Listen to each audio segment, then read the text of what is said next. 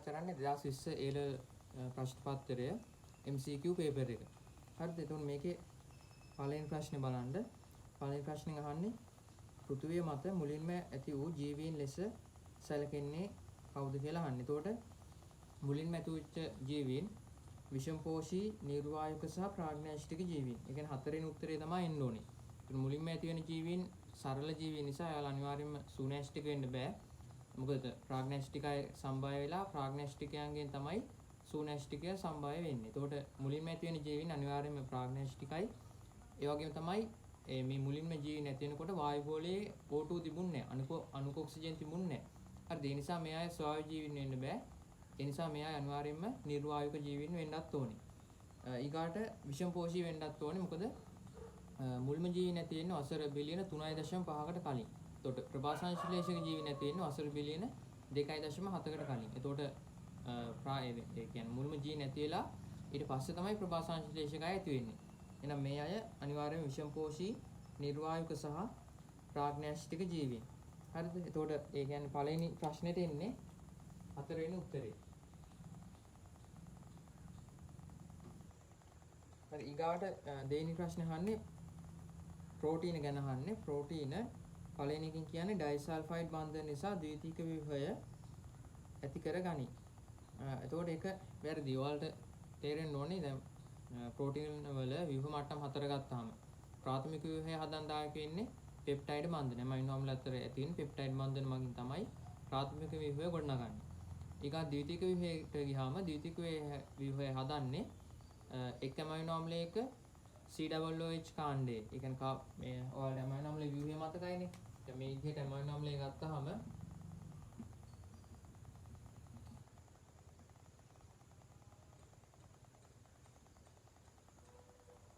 හරි මේ ඇමයිනෝ අම්ල තියෙනවා. එතකොට දැන් තවත් ඇමයිනෝ අම්ල ඔහොම හේලියට තියෙනවානේ ප්‍රාථමික ව්‍යුහයේදී. ඊට පස්සේ ප්‍රාථමික ව්‍යුහයේ තියෙන ඇමයිනෝ අම්ල වල මෙන්න මේ කාබොක්සිල් කාණ්ඩයේ තියෙන ඔක්සිජන් පරමාණු සහ NH2 කාණ්ඩයේ තියෙන හයිඩ්‍රජන් පරමාණු අතර ඇති වෙනවා අන්තක් අණුක හයිඩ්‍රජන් බන්ධන. ඒ කියන්නේ දැන් තවත් ඇමයිනෝ අම්ලයක් මේ පැත්තෙන් තියෙද්දි අපි ඇමයිනෝ අම්ල දෙකක් අදමුකෝ මෙතන.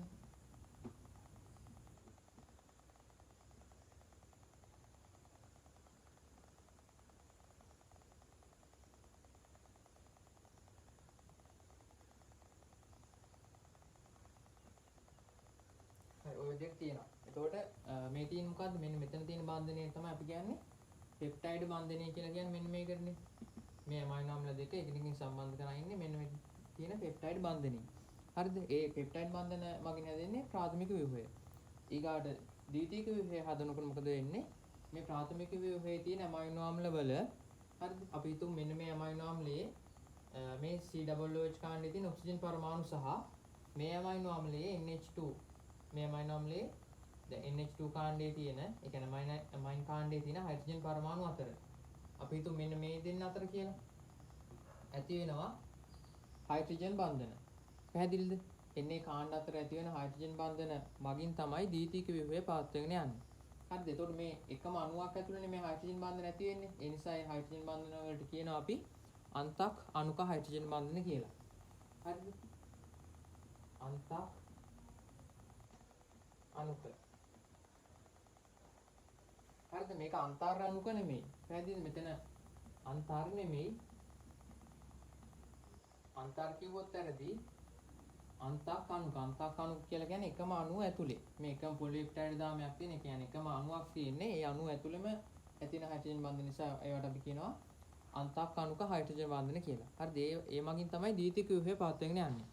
ඊගාට තෘතීයික ව්‍යුහයට ගියාම තෘතීයික ව්‍යුහය හැදෙන්නේ එකම පොලිපෙප්ටයිඩ් දාමයේ තියෙන මෙන්න මේ R කාණ්ඩ අතර.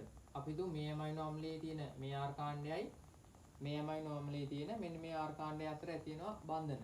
බන්ධන වර්ග 4ක් ගැන වලට කියනවා. ආයනික බන්ධන, ඩයිසල්ෆයිඩ් බන්ධන, ඊගාට ජල භීතික අන්තර්ක්‍රියා එහෙම නැත්නම් වැන්ඩවාල් අන්තර්ක්‍රියා කියලා කියන ඒවාටම සහ හයිඩ්‍රජන් බන්ධන. හරිද? එතකොට ඔන්න ඔය කියන බන්ධන ඇති වෙන්නේ මේ ඇමයිනෝ අම්ල වල මේ R කාණ්ඩ අතර. පැහැදිලිද? මෙන්න මේ R කාණ්ඩ අතර තමයි ඔය කියන බන්ධන ඇති වෙන්නේ. ඩයිසල්ෆයිඩ් බන්ධන, ආයනික බන්ධන, ජල භීතික අන්තර්ක්‍රියා සහ හයිඩ්‍රජන් බන්ධන. හරිද? එතකොට ඒ වලින් තමයි තෘතීක ව්‍යුහය පවත්වාගෙන යන්නේ. හරිද? ඊගාට චතුර්ථ ව්‍යුහයට ගියාම දැන් චතුර්ථ ව්‍යුහය ගියාට පස්සේ එතන ඇමයිනෝ ආම්ල කීපයක් මේ පෙප්ටයිඩ් පොලිපෙප්ටයිඩ් දාම කීපයක් තියෙනවා. තෘතීක ව්‍යුහයට එනකම් තියෙන එකම පොලිපෙප්ටයිඩ් දාමේනේ. චතුර්ථ ව්‍යුහයට ගියාම පොලිපෙප්ටයිඩ් දාම කීපයක් තියෙනවා. එතකොට එතන චතුර්ථ ව්‍යුහය පවත්වාගෙන යන්න අන්තක් අණුක සහ අන්තර් අණුක අන්තර් ක්‍රියා දායක වෙනවා. හරිද? එතකොට ඇයි දැන් අපි පොලිපෙප්ටයිඩ් දාම මේ විදිහට නිරූපණය කරමු.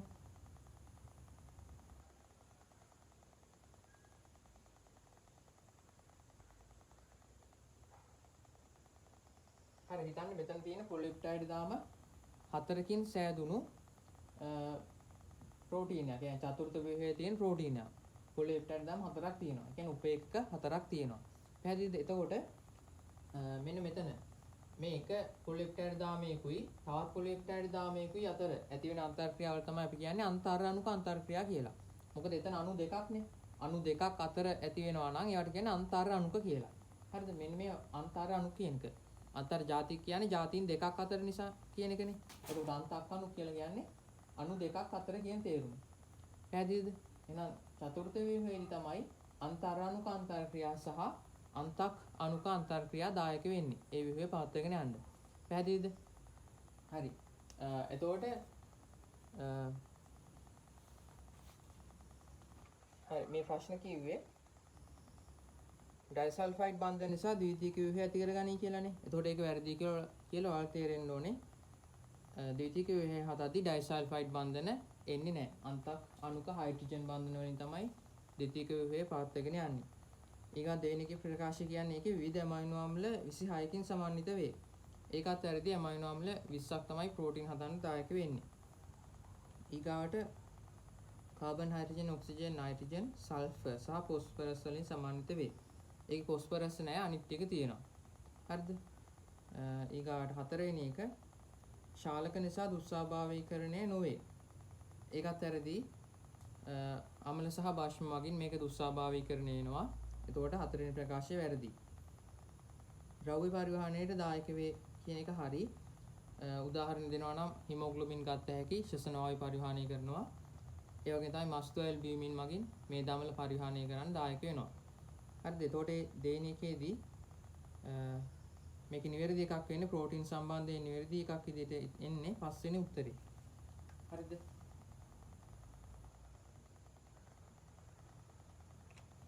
ඊගාට තුන්වෙනි ප්‍රශ්නේ. වීදුරු කතාවක් මත නැං වූ ලුණු සිවියක් සංයුක්ත ආලෝකන්වීක්ෂයක වේදිකාව මත තබා නිරීක්ෂණය කිරීමේ පියවර පහත දැක්වේ. ඒ වලින් කියන්නේ දර්පණය සකස් කිරීම, සියුම් සීරුමාරුව භාවිත කිරීම, දල සීරුමාරුව භාවිත කිරීම. ඉහත පියවර නිවැරදි අනුපිළිවෙල වලින් දැක්වෙන මොන උත්තරේද කියලා අහන්නේ. හරිද? එතකොට දැන් මේක මේ ප්‍රැක්ටිකල් එකකින් හැදිච්ච ප්‍රශ්නයක්නේ. එතකොට ඔයාලා අනිවාර්යයෙන්ම මේ එක්සෑම් එකට යන්න කලින් අර දීලා තියෙන ප්‍රැක්ටිකල් ගයිඩ් එක ඔයාලා දීලා තිනවා ප්‍රැක්ටිකල් ගයිඩ් එකක්. එතකොට ඒක කියවලා යන්න ඕනේ. හරිද? එතකොට එහෙම නැත්නම් මේ ප්‍රැක්ටිකල් එක කරලා තියෙනවා නම් එහෙමත් දන්නවා. එහෙම නැත්නම් මෙතන නම් හිතලා ගන්නත් පුළුවන්. හැබැයි අර ප්‍රැක්ටිකල් ගයිඩ් එක අනිවාර්යයෙන්ම කියවන්න ඕනේ. හරිද? එතකොට දැන් මේ ප්‍රශ්නේ විදිහට ඔයාලා දීලා තියෙන්නේ මේ පියවර තුන නිවැරදි අනුපිළිවෙලට ගන්න කියලා. එතකොට මුලින්ම මේක කරන්න ඕනේ දර්පණය සකස් කරගන්න එක. හරි දර්පණය සකස් කරලා ප්‍රශස්ත ආලෝක මට්ටමක් ලබා ගන්න ඕනේ. ඒක තමයි පළවෙනි පියවර. ඊගාට දෙවෙනි එකේ කියන්නේ දෙවෙනියට එන්න ඕනේ C කියන එක. ඒ පළවෙනි එක දර්පණය සකස් කිරීම, ඊට පස්සේ දල සීරුමාරුව භාවිත කිරීම, ඊට පස්සේ සියුම් සීරුමාරුව භාවිත කිරීම. හරිද? එතකොට උත්තරේ එන්නේ එකට දෙවෙනි එක. හරිද? එතකොට දැන් මේක මතක් කරනවා නම් මේ ප්‍රැක්ටිකල් එක මතක් කර ගන්නවා නම් ඉක්මනට ලුණු අපිචර්මීය සිවියක් හරි එහෙම සිවියක් අරගෙන මේ සංයුක්ත අන්වීක්ෂය නිරීක්ෂණය කරනකොට හරිද? මුලින්ම කරගන්නේ මොකක්ද? මුලින්ම දැන් අපි හිතමු ලුණු සිවියක් නිරීක්ෂණය කරන්න යනවා කියලා. ලුණු සිවියක් වෙන් කරගෙන ඒක මේ ජලයේ සහිත පෙට්ටි දීසියකට හරි ඔරලොස් තැටියකට හරි දාන්න ඕනේ. ඊගාට අන්වීක්ෂ කදාවක් අරගෙන ඒ කදාව මත ජල බිඳුවක් තියලා ඊට පස්සේ අර පින්සලකින් අර ලුණු සිවිය කදා උඩට ඒ කදාමත් තියලා තියෙන ජල බිඳුවට මාරු කරගන්න ඕනේ. හරිද? ඊගාවට මොකද කරන්නේ? ඊගාවට වැසුම් පෙත්තක් අරගෙන ඕක වහන්න ඕනේ. එතකොට ඒකෙදි අපි පාවිච්චි කරනවා නැංගුම් කටුව කියලා එකක්. හරිද? ඒ කියන්නේ දැන්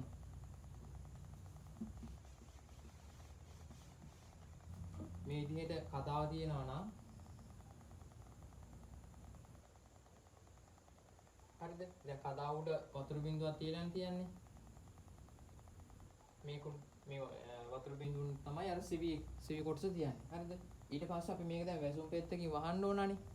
වහනකොට ඒකත් කරන්න ඕන ක්‍රමයක් තියෙනවා. කරද්දී මේ විදිහට වැසුම් පෙත්ත එක පැත්තකින් මේ වතුර බිඳුවත් එක්ක ස්පර්ශ කරන්න ඕනේ. හරිද? එක පැත්තකින් කොහොම ස්පර්ශ කරලා මේ කොහොම වහද්දී මේකේ වතුර මේ වායු බුබුලු හිටින්න බෑ. හරි වායු බුබුලු හිටින්න නැති වෙන විදිහට මේක හිමීට පාත් කරගන්න ඕනේ. එතකොට එහෙම පාත් කරගද්දී අපි මේක නිකම්ම කොහොම ඇඟිල්ල තියලා පාත් කරන්නේ නැහැ. ඒකට පාවිච්චි කරනවා නැංගුම් කටුව කියලා එකක්. හරිද? මෙන්න මෙතෙන්ට නැංගුම් කටුව කියන එක තියලා හරි මේ විදිහට නැංගුම් කටුව තියලා ඕක හිමීට හොම පාත් කරගන්න ඕනේ. පැහැදිලිද? ඒ විදිහට තමයි මේ කදා උඩ තියලා තියෙන මේ වැසුම් පෙත්ත මේ කදා උඩ තියලා තියෙන සිවි කොටස වැසුම් පෙත්තෙන් වහන්නේ විදිහට. හරි නැංගුම් කටුවක් පාවිච්චි කරලා. හරිද? හරි ඊගාවට කරන්න ඕන මොකක්ද? දැන් ඒ විදිහට කදාව හදාගත්තයින් පස්සේ මේක තියෙනවා අන්වීක්ෂය වේදිකාව මත. හරිද? අන්වීක්ෂය වේදිකාව මත තියන්න ඕනේ. ඊට පස්සේ කරන්න ඕන එක තමයි අවනිග්‍රමණකයේ තියෙනවානේ. අවනිග්‍රමණකයේ කරකෝලා අවබල අවනිත අර නියමිත ස්ථානයට අරගෙන ඉන්න ඕනේ. මුලින්ම ගේන්නේ අවබල අවනිත. හරිද? අඩුම එක තමයි මුලින්ම ගේන අවබල අවනිත. ඊගාව මොකද කරන්නේ? උපනිත තුලින් බලාගෙන හරිද? අර කදාව අන්වීක්ෂ ශේෂ්ත්‍රයට අහු වෙන විදිහට කදාව එහා මෙහා කරගන්න ඕනේ. ඒ කියන්නේ දැන් අපි වේදිකාව මත කදාව තිබ්බ ගමන්ම සමහර විට උපනිතෙන් බැලුවාම මේක පේන්නේ නැහැ. ඒ කියන්නේ උපනිත මේට අහු වෙන තැනක නෙමෙයි අපි කදාව තියලා තියෙන්නේ. වෙන තැනක තමයි මේ කදාව තියලා තියෙන්නේ. හරිද? එතකොට මුලින්ම කරගන්න ඕනේ ඒ උපනිත තුලින් බලාගෙන උපනිතින් පේන විදිහට කදාව මේ වේදිකාව මත නියමිත ස්ථානයේ ස්ථානගත කරගන්න ඕනේ. හරිද? එහෙම ස්ථානගත කරගත්තාට පස්සේ තමයි අර මොනවාද වේදිකා ක්ලිප් තියෙන්නේ. වේදිකා ක්ලිප් වලින් කතාව වේදිකාවට සම්බන්ධ කරන්නේ. කියන්නේ වේදිකාව මත ස්ථාවර කරගන්නේ ඒකට පස්සේ. හරිද? හරි එහෙනම් ඊගා පියවර වෙන්න ඕන මොකක්ද? ඊගා පියවර තමයි උපනෙත් තුලින් බලාගෙන අර දර්පණය සකස් කරලා ප්‍රශස්ත ආලෝක මට්ටමක් හදා ගන්න ඕනේ. හරිද? ඒක තමයි ඊගා පියවර වෙන්නේ.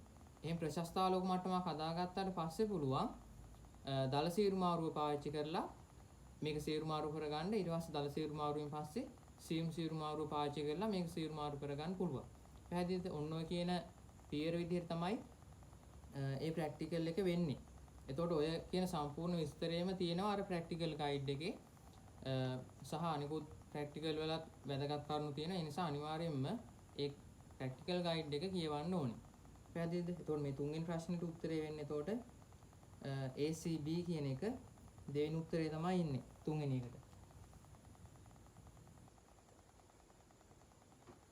හරි ඊගාට බලමු හතරවෙනි ප්‍රශ්නේ. හරි මම දැන් මේක ඉක්මනින් සාකච්ඡා යනවා. ඔයාලට අත්‍යවශ්‍ය තියෙන කරුණු ඔයාලා ඉක්මනින් මේක ලියා ගන්න ඕනේ. හරිද? හරි ඊගාට සෛල වල හතරවෙනි ප්‍රශ්නේ අහන්නේ සෛල වල ලක්ෂණ කිහිපයක් පහත දැක්වේ.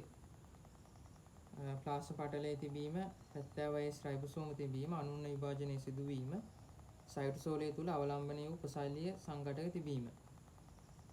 ඉහත සඳහන් ලක්ෂණ අතුරින් ප්‍රාග්නැස්ටික හා සූනැස්ටික සෛල වලට පොදු වන්නේ මොනවද කියලා අහන්නේ. හරි ප්‍රාග්නැස්ටිකයි සූනැස්ටිකයි දෙගොල්ලන්ටම පොදු ලක්ෂණ මොනවද කියලා අහන්නේ. එතකොට ප්ලාස්ම පටලයේ තිබීම කියන එක හරි. 70 වයස් රයිබෝසෝම තිබීම කියන එක එන්නේ නැහැ. ඔව් ඒකත් එනවා 70 රයිබෝසෝම තියනවා කියන එකත් හරි. ප්‍රාග්නැස්ටිකයන්ගෙත් තියෙනවා සූනැස්ටිකයන්ගෙත් තියෙනවා. ඊගාට C ගත්තාම අනුන්නන විභාජනයේ සිදුවීම.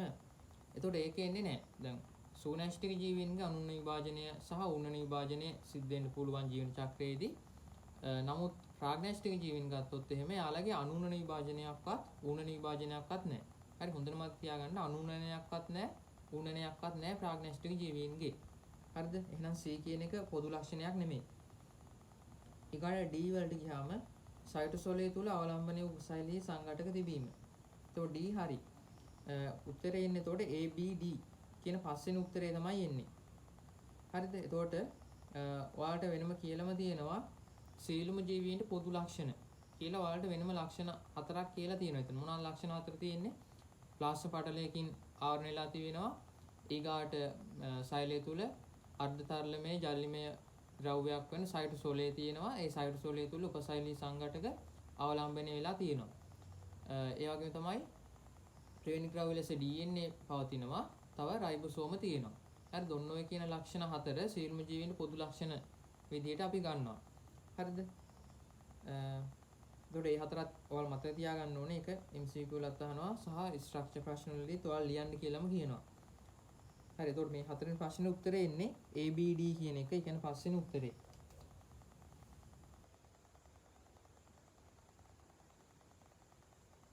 හරි. ඊගා ප්‍රශ්නේ සූනෑෂ්ටික සෛල චක්‍රය පිළිබඳව පහත සඳහන් ප්‍රකාශ අතරින් නිවැරදි වන්නේ කුමක්ද?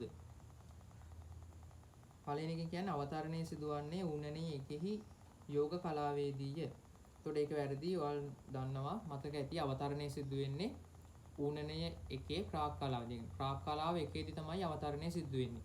සමජාත වර්ණ දෙක යුගල් වෙන වෙලාවට අවතරණය වෙන්නේ. එතකොට සමජාත වර්ණ දෙක යුගල් වෙන්නේ ඌනන විභාජනයේදී. අනුනන විභාජනයේදී සමජාත වර්ණ දෙක යුගල් වෙන්නේ නැහැ. වෙන වෙනමයි හැසිරෙන්නේ.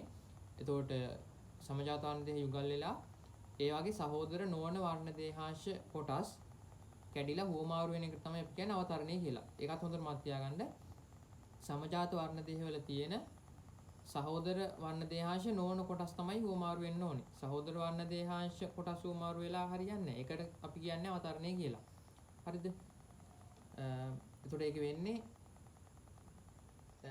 වෙන්නේ උණනේ එකේ යෝග කලාවේදී කියලා තමයි මේ පළවෙනි ප්‍රකාශයෙන් කියන්නේ. ඒක වැරදි. අවතරණය වෙන්නේ ප්‍රාක් කලාව එකේදී.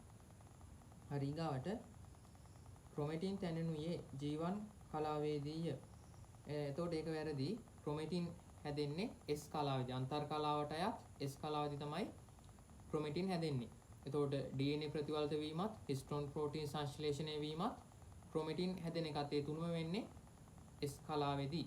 හරිද? එතකොට හැදෙන හිස්ටෝන් ප්‍රෝටීන් වටේට DNA අණු එතිලානේ ක්‍රොමැටින් හැදෙන්නේ. ඔයාලා මතක ඇති සූනෑෂ්ටික DNA ඇසිරීම යටතේ. හරිද? අපි කතා කරනවා මේ ක්‍රොමැටින් හැදෙන විදිය. එහෙනම් DNA සංශ්ලේෂණය වීමත්, හිස්ටෝන් ප්‍රෝටීන නිපදවීමත්, ඒ නිපදවන හිස්ටෝන් ප්‍රෝටීන වටේ DNA තිලා ක්‍රොමැටින් හදන එකත් ඒ කියන දේවල් වෙන්නේ අන්තර් කලාවේ S කලාව තුලදී. ඊගාට DNA ප්‍රතිවලිත වීම සිදුවන්නේ G2 කලාවේදීය. ඒක ගත්තාම නෑ එකක් දැන් මම කලින් කිව්වා S කලාවේ තමයි DNA ප්‍රතිවලිත වීම වෙන්නේ. හතරවෙනි එක න්‍යෂ්ටික ආවරණයේ නැවත තැනුණියේ සෛලෝප්ලාස්ම විභාජනයේ සිදුවන විටදීය. ඒක ඇරදී අන්ත කලාවේදී. න්‍යෂ්ටික ආවරණය නැවත හැදෙන්නේ අන්ත කලාවේදී. සෛලෝප්ලාස්ම විභාජනයේදී වෙන්නේ සෛලෝප්ලාස්මය වෙන් වෙලා සෛල දෙකක් හැදෙන එකනේ. ඒක හතරවෙනි එකත් වැරදි. පස්වෙනි එකේදී කියන්නේ අනුනන තර්කුව තැනීම ආරම්භ වන්නේ ප්‍රාක් කලාවේදීය. ඒක හරි. තර්කුව පටන් හදන එක පටන් ගන්නෙ ප්‍රාක් කලාවේදී තමයි. එතකොට එන්නේ පස්වෙනි එකට පස්වෙනි උත්තරේ තමයි එන්නේ.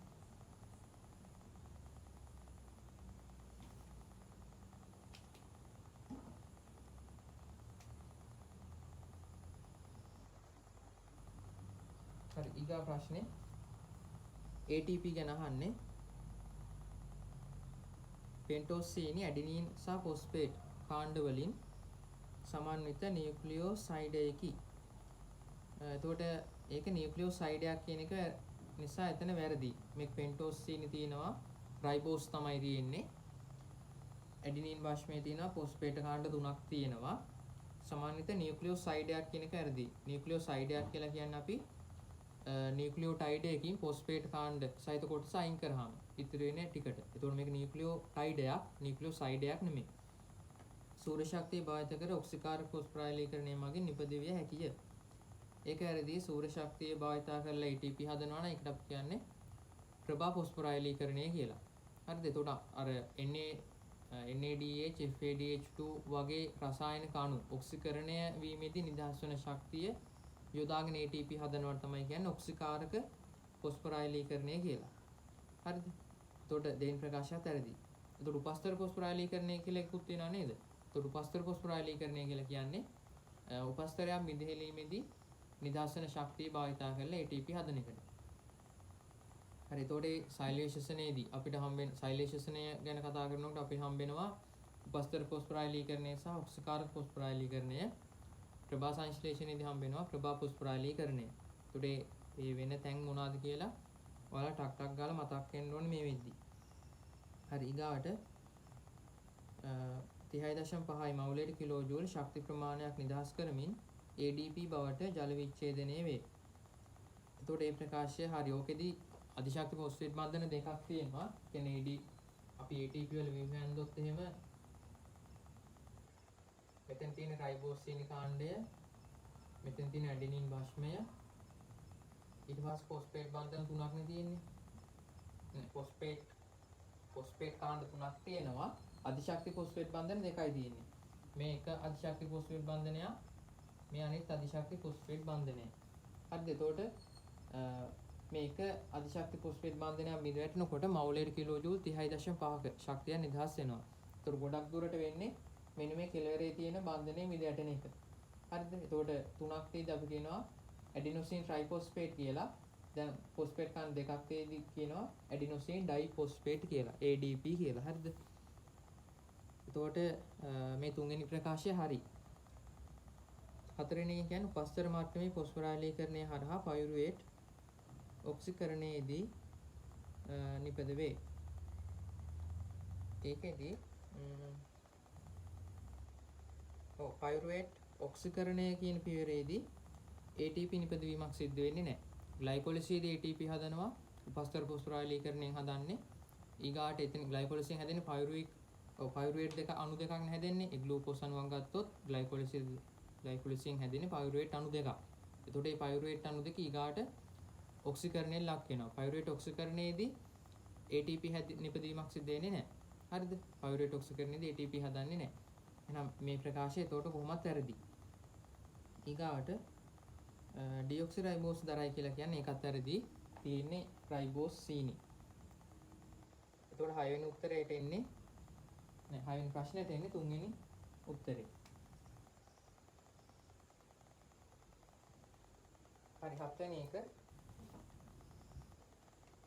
පහත සඳහන් ඒවා අතුරින් එන්සයිම් වල ලක්ෂණයක් වන්නේ කුමක්ද? ඒවා අන්තඵලවල ස්වභාවය වෙනස් නොකරයි. එතකොට ඒක හරි. එන්සයිම් වලින් අන්තඵලවල ස්වභාවය වෙනස් කරන්නේ නැහැ. ඊගාව දෙවෙනි එක සූර්ය ශක්තිය භාවිත කර දෙවෙනි එකකින් කියන්නේ ඒවා ප්‍රතික්‍රියාවක සක්‍රියන ශක්තිය වැඩි කරයි. ඒක වැරදි.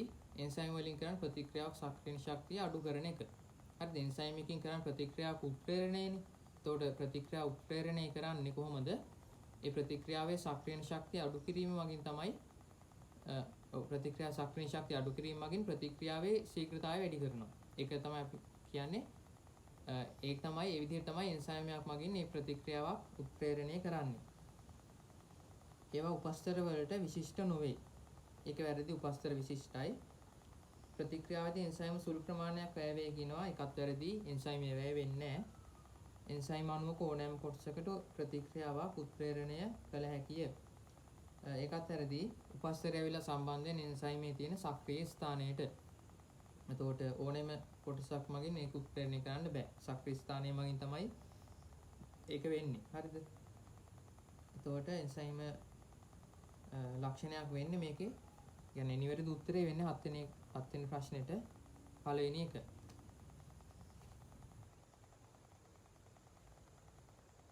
හරි ඊගාවට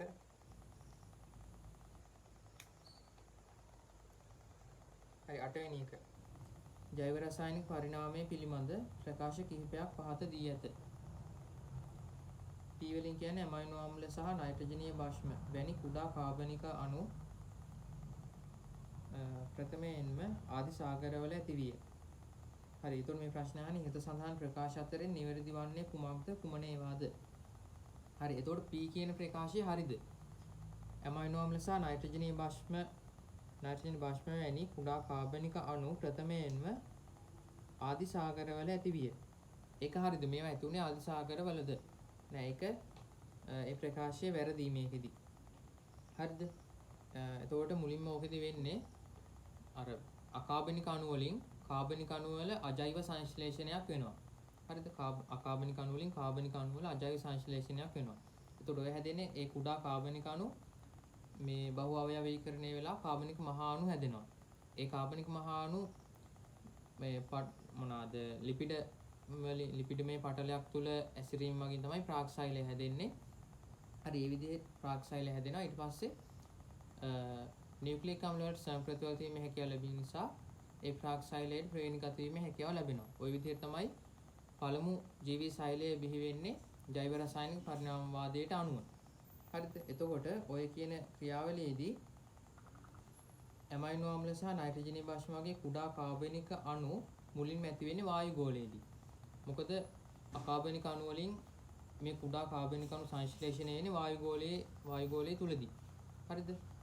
ඊගාවට වායු ගෝලයේ තුල තමයි තියෙන්නේ. තුමේ කියන්නේ ආදි සාගරවල තියෙනවා කියලානේ. ඒ නිසා මේ P කියන ප්‍රකාශය වැරදි.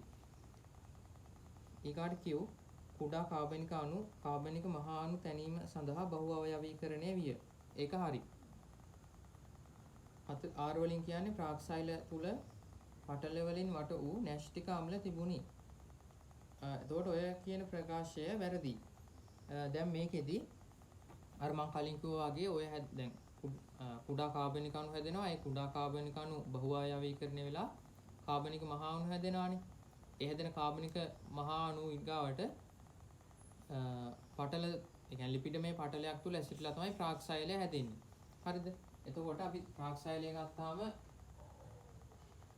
මෙන්න මේක නම් ප්‍රාක්සයිලය. දැන් මේ තියෙන්නේ අර කියන ලිපිඩමය පටලය.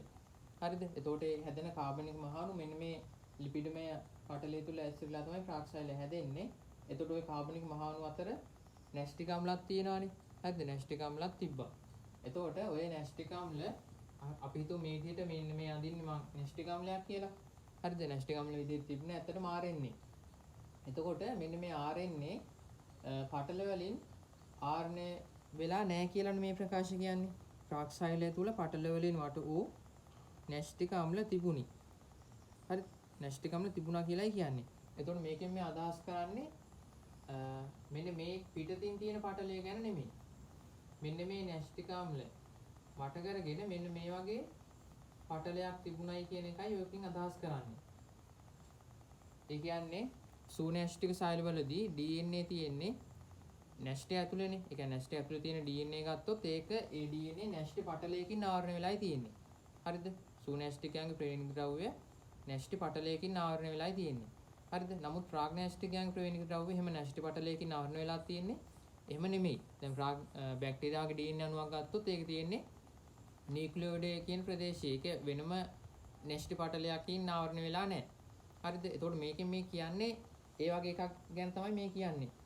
ඒ කියන්නේ R වලින් මේක අදහස් කරන්නේ ප්‍රාක්සයිල තුල පටල වලින් වට වූ නැෂ්ටික අම්ල තිබුණි කියන එකකින් අදහස් කරන්නේ මෙන්න මේ නැෂ්ටික අම්ලය මේ වගේ පටලයකින් ආවරණය වෙලා තිබුණයි කියන එක. එහෙම නැත්නම් නැෂ්ටි පටලයකින් ආවරණය වෙලා තිබුණා කියන එකෙන් තමයි මේ තිබුණා කියන එක තමයි මේ R වලින් මේ කියන්නේ. එහෙම නැතුව දැන් සමහර ළමයි මේකට උත්තර විදියට අරන් තියෙන්නේ මෙන්න මේ පටලය ගැන හිතලා. ඒ කියන්නේ එයාලා හිතනවා ඔය මෙන්න මෙතන තෝ නැෂ්ටික අම්ල තියෙනවා. ඒ නැෂ්ටික අම්ල මේ වගේ පටලයකින් ආවරණය වෙලා තියෙනවා. හරිද? එහෙම හිතලා R කියන ප්‍රකාශය නිවැරදි එකක් විදියට අරගෙන තියෙනවා. හරිද? නමුත් මේ ප්‍රශ්නේ අදහස් කරන්නේ R වලින් අදහස් කරන්නේ අර මම කලින් කිව්ව එක. මෙයාගේ නැෂ්ටි පටලයකින් මේක ආවරණය වෙලා තියෙනවා කියන එකයි ඒක අදහස් කරන්නේ. එතකොට මේ R කියන ප්‍රකාශයත් වැරදි.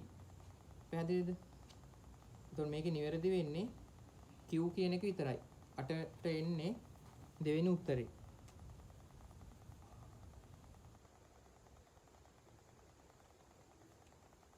හරි, ඊගාවට 9 වෙනි ප්‍රශ්නේ. ජීවීන්ගේ ලක්ෂණ කිහිපයක් පහත දැක්වේ. එතකොට පහත දී ඇති එක් ජීවියා සඳහා ඊට ලක්ෂණවල නිවැරදි සංකලනය දක්වන ප්‍රතිචාරය තෝරන්න කියලා කියන්නේ.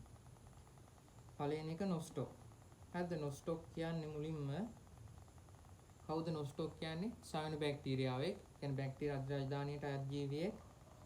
එතකොට එයාගේ ප්‍රාග්නැස්ටිකයි කියන එක හරි පෙප්ටිඩෝග්ලයිකෑන් තියනවා කියන එක හරි ඊගාට RNA පොලිමරේස් ආකාර කීපයක් ඇත කියලායි කියන්නේ. එතකොට ඒක වැරදි. බැක්ටීරියා අධිරාජධානියේ තියෙන RNA පොලිමරේස් වර්ග එකයි. හරිද? ආකියාවන්ගේ සහ සූන්‍යෂ්ටිකයන්ගේ යුකැරියාවන්ගේ තමයි RNA පොලිමරේස් වර්ග කීපයක් තියෙන්නේ. හරිද? එහෙනම් මේ පළවෙනි උත්තරේ එතනින් අයින් වෙලා යනවා. ඊගා දෙවෙනි එක තර්මෝකොකස්. තර්මෝකොකස් කියන්නේ ආකියාත්‍රාදානීය ජීවියෙක්. එතකොට එයා ප්‍රාග්නැස්ටිකයි පෙප්ටිඩෝග්ලයිකෑන් ඇත කියලා කියන්නේ. ඒක වැරදි. ආකියාගේ පෙප්ටිඩෝග්ලයිකෑන් නැහැ. ප්‍රෝටීන සහ පොලිසැකරයිඩ් තමයි සෛල බිත්වල තියෙන්නේ. හරිද? එතකොට මේ දෙවෙනි උත්තරේ එතනින් අයින් වෙලා යනවා. ඊගාට තුන්වෙනි එක ඉයුග්ලිනා ගියාම යා යුකැරියා ජීවියෙක්. එතකොට සූන්‍යෂ්ටිකයි පෙප්ටිඩෝග්ලයිකෑන් නැත කියලානේ කියන්නේ. එතකොට ඒක වැරදි. පෙප්ටිඩෝග්ලයිකෑන් නැහැ. ඊගා හතරවෙනි එක මියුක. හරිද? මියුක කියන්නේ යුකැරියාවෙක් දිලීර රාජධානියේ ඉන්න සයිගොමයිකොටා වංශය. එතකොට එයාගේ සූන්‍යෂ්ටිකයි කියන එක හරි. පෙප්ටිඩෝග්ලයිකෑන් නැත කියන එකත් හරි. RNA පොලිමරේස් වර්ග කීපයක් තියෙනවා කියන එකත් හරි. ඊගාවට ස්ට්‍රෙප්ටොමයිසින් සඳහා ප්‍රතිචාර විදිහට වර්ධනය නිෂේධනය නොවේ කියන එකත් හරි. එතකොට මේ හතරවෙනි ප්‍රකාශය මියුක සම්බන්ධයෙන් ඔක්කොම ටික ගැලපෙනවා. එතකොට දැන් මේක ගත්තාම ස්ට්‍රෙප්ටොමයිසින් මගින් ඒ කියන්නේ ස්ට්‍රෙප්ටොමයිසින් කියන්නේ ප්‍රතිජීවකයක්. ප්‍රතිජීවක වලින් වර්ධනය නිෂේධනය වෙන්නේ බැක්ටීරියා අධිරාජධානිය අයගේ. ආකියා අධිරාජධානියේවත් යුකැරියා අධිරාජධානියේවත් ප්‍රතිජීවක වලට සංවේදී වෙන්නේ නැහැ. يعني ප්‍රතිජීවක වලින් වර්ධනය නිෂේධනය වෙන්නේ නැහැ. හරිද? එහෙනම් මේකේ මියුක සම්බන්ධයෙන් තියෙන උත්තර ටික හරි. ප්ලැනාරියා කියන එකත් බලමුකෝ. ඒ කියන්නේ සූන්‍යෂ්ටිකයි පෙප්ටිඩෝග්ලයිකෑන් නැහැ. එතකොට ඒක හරි. RNA පොලිමරේස් එක් ආකාරයක් කියලා කියන්නේ ඒක වැරදි. RNA පොලිමරේස් වර්ග කීපයක් තියෙනවා. හරිද? එතකොට 9 වෙනි එකට එන්නේ 4 වෙනි උත්තරේ.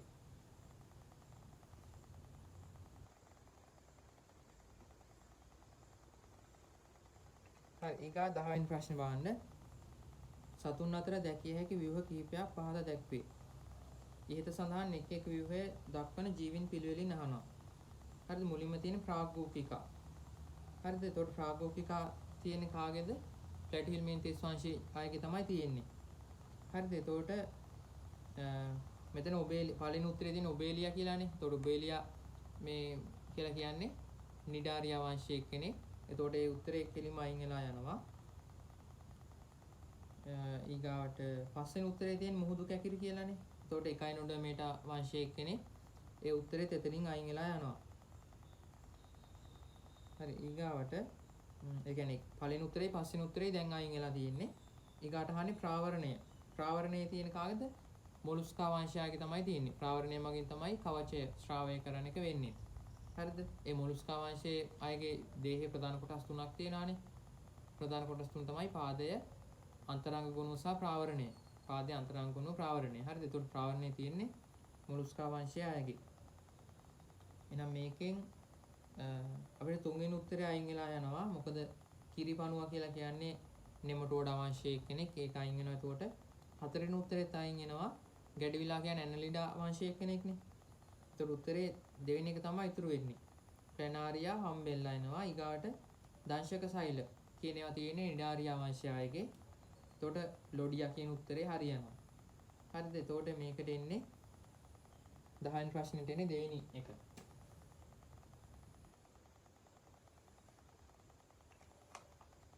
හරි. එතකොට දැන් මේක ඔයාලා දන්නේ නැති අය ටික මේ සාකච්ඡා කරන ගමන් ලියා ගන්න ඕනේ. හරිද? ඒකට මේ පළවෙනි ප්‍රශ්නේ 10. මොන හරි තව අහන්න දේවල් තියෙනවද අහන්න.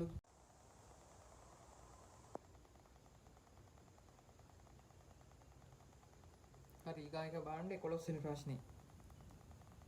ගදා පාසි වලට වඩා චුකි පාසි බීජ ශාක වලට සමාන ලෙස සැලකිය හැක්කේ කියලා අහන්නේ. එතකොට මේ කියන්නේ මොන වංශය ගැනද කියන්නේ? මේ ලයිකෝෆයිටා වංශයේ ජීවීන් ගැන තමයි කියන්නේ. तो ලයිකෝෆයිටා වංශයේ ජීන් ගත්තාම ඒකේ ගදාපාසි සහ ශුකීපාසි කියලා අපි වර්ග දෙකකට බෙදලා කතා කරනවා. ඒ කියන්නේ වර්ග කියන ආකාර දෙකක් ඉන්න ඕකේ. හරිද? පාසි වර්ග දෙකක්. හරි. එතකොට ඕකේ ගදාපාසි සහ ශුකීපාසි කියන දේ ගත්තාම අපි දන්න උදාහරණ දෙකක්නේ තියෙන්නේ. ලයිකෝෆයිටා වංශයේ ජීවීන්ගේ අපි දන්න උදාහරණ දෙකක් තියෙනවා. එකක් තමයි සෙලජිනෙල්ලා, අනිත් එක ලයිකෝපෝඩියම්. එතකොට ඕකෙන් ගදාපාසි සහ ශුකීපාසි තියෙන්නේ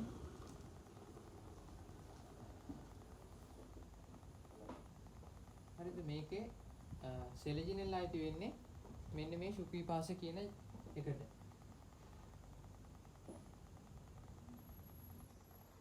හරිද? එතකොට ගදාපාසි අර්ථය තමයි එන්නේ ලයිකෝපෝඩියම්.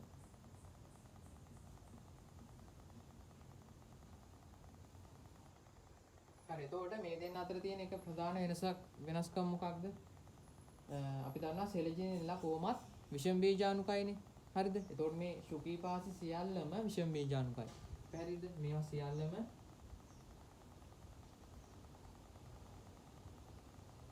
විෂම බීජාණුකයි. හරි. ඊගාට ගදාපාසි ගත්තොත් ගදාපාසි සියල්ලම සම බීජාණුකයි.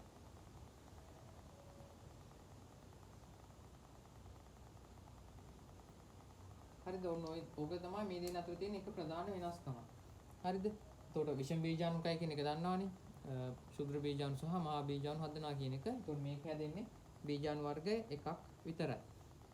හරි. එතකොට ගදාපාසි වලට වඩා ශුකීපාසි බීජ ශාක වලට සමාන ලෙස සැලකිය හැක්කේ ශුකීපාසි වල තියෙන මොන ලක්ෂණය නිසාද කියලා අහන්නේ.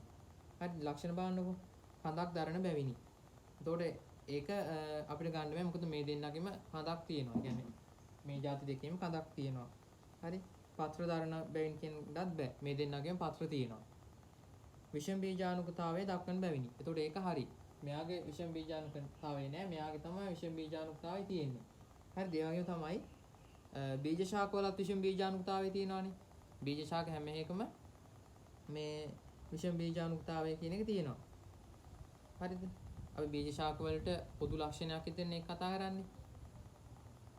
එතකොට ශුකීපාසි බීජ ශාක වලට සමාන ලෙස සැලකිය හැකි ලක්ෂණයක් තමයි ඔය කියන විෂම බීජාණුකතාවය දක්වනවා කියන එක. එතකොට තුන්වෙනි උත්තරේ හරි. සංකේතු දරන බැවින් කියන එක ගන්න බෑ. මොකද මේ දෙන්නගෙම සංකේතු තියෙනවා කොහොමත්. ප්‍රමුඛ බීජාණු ශාකයක් දරන බැවින් කියන එක ගන්නත් බෑ. දෙන්නගෙම බීජාණු ශාකයේ ප්‍රමුඛයි. හරිද? එතකොට ඒ අනුව ගත්තාම 11ට එන්නේ තුන්වෙනි උත්තරේ.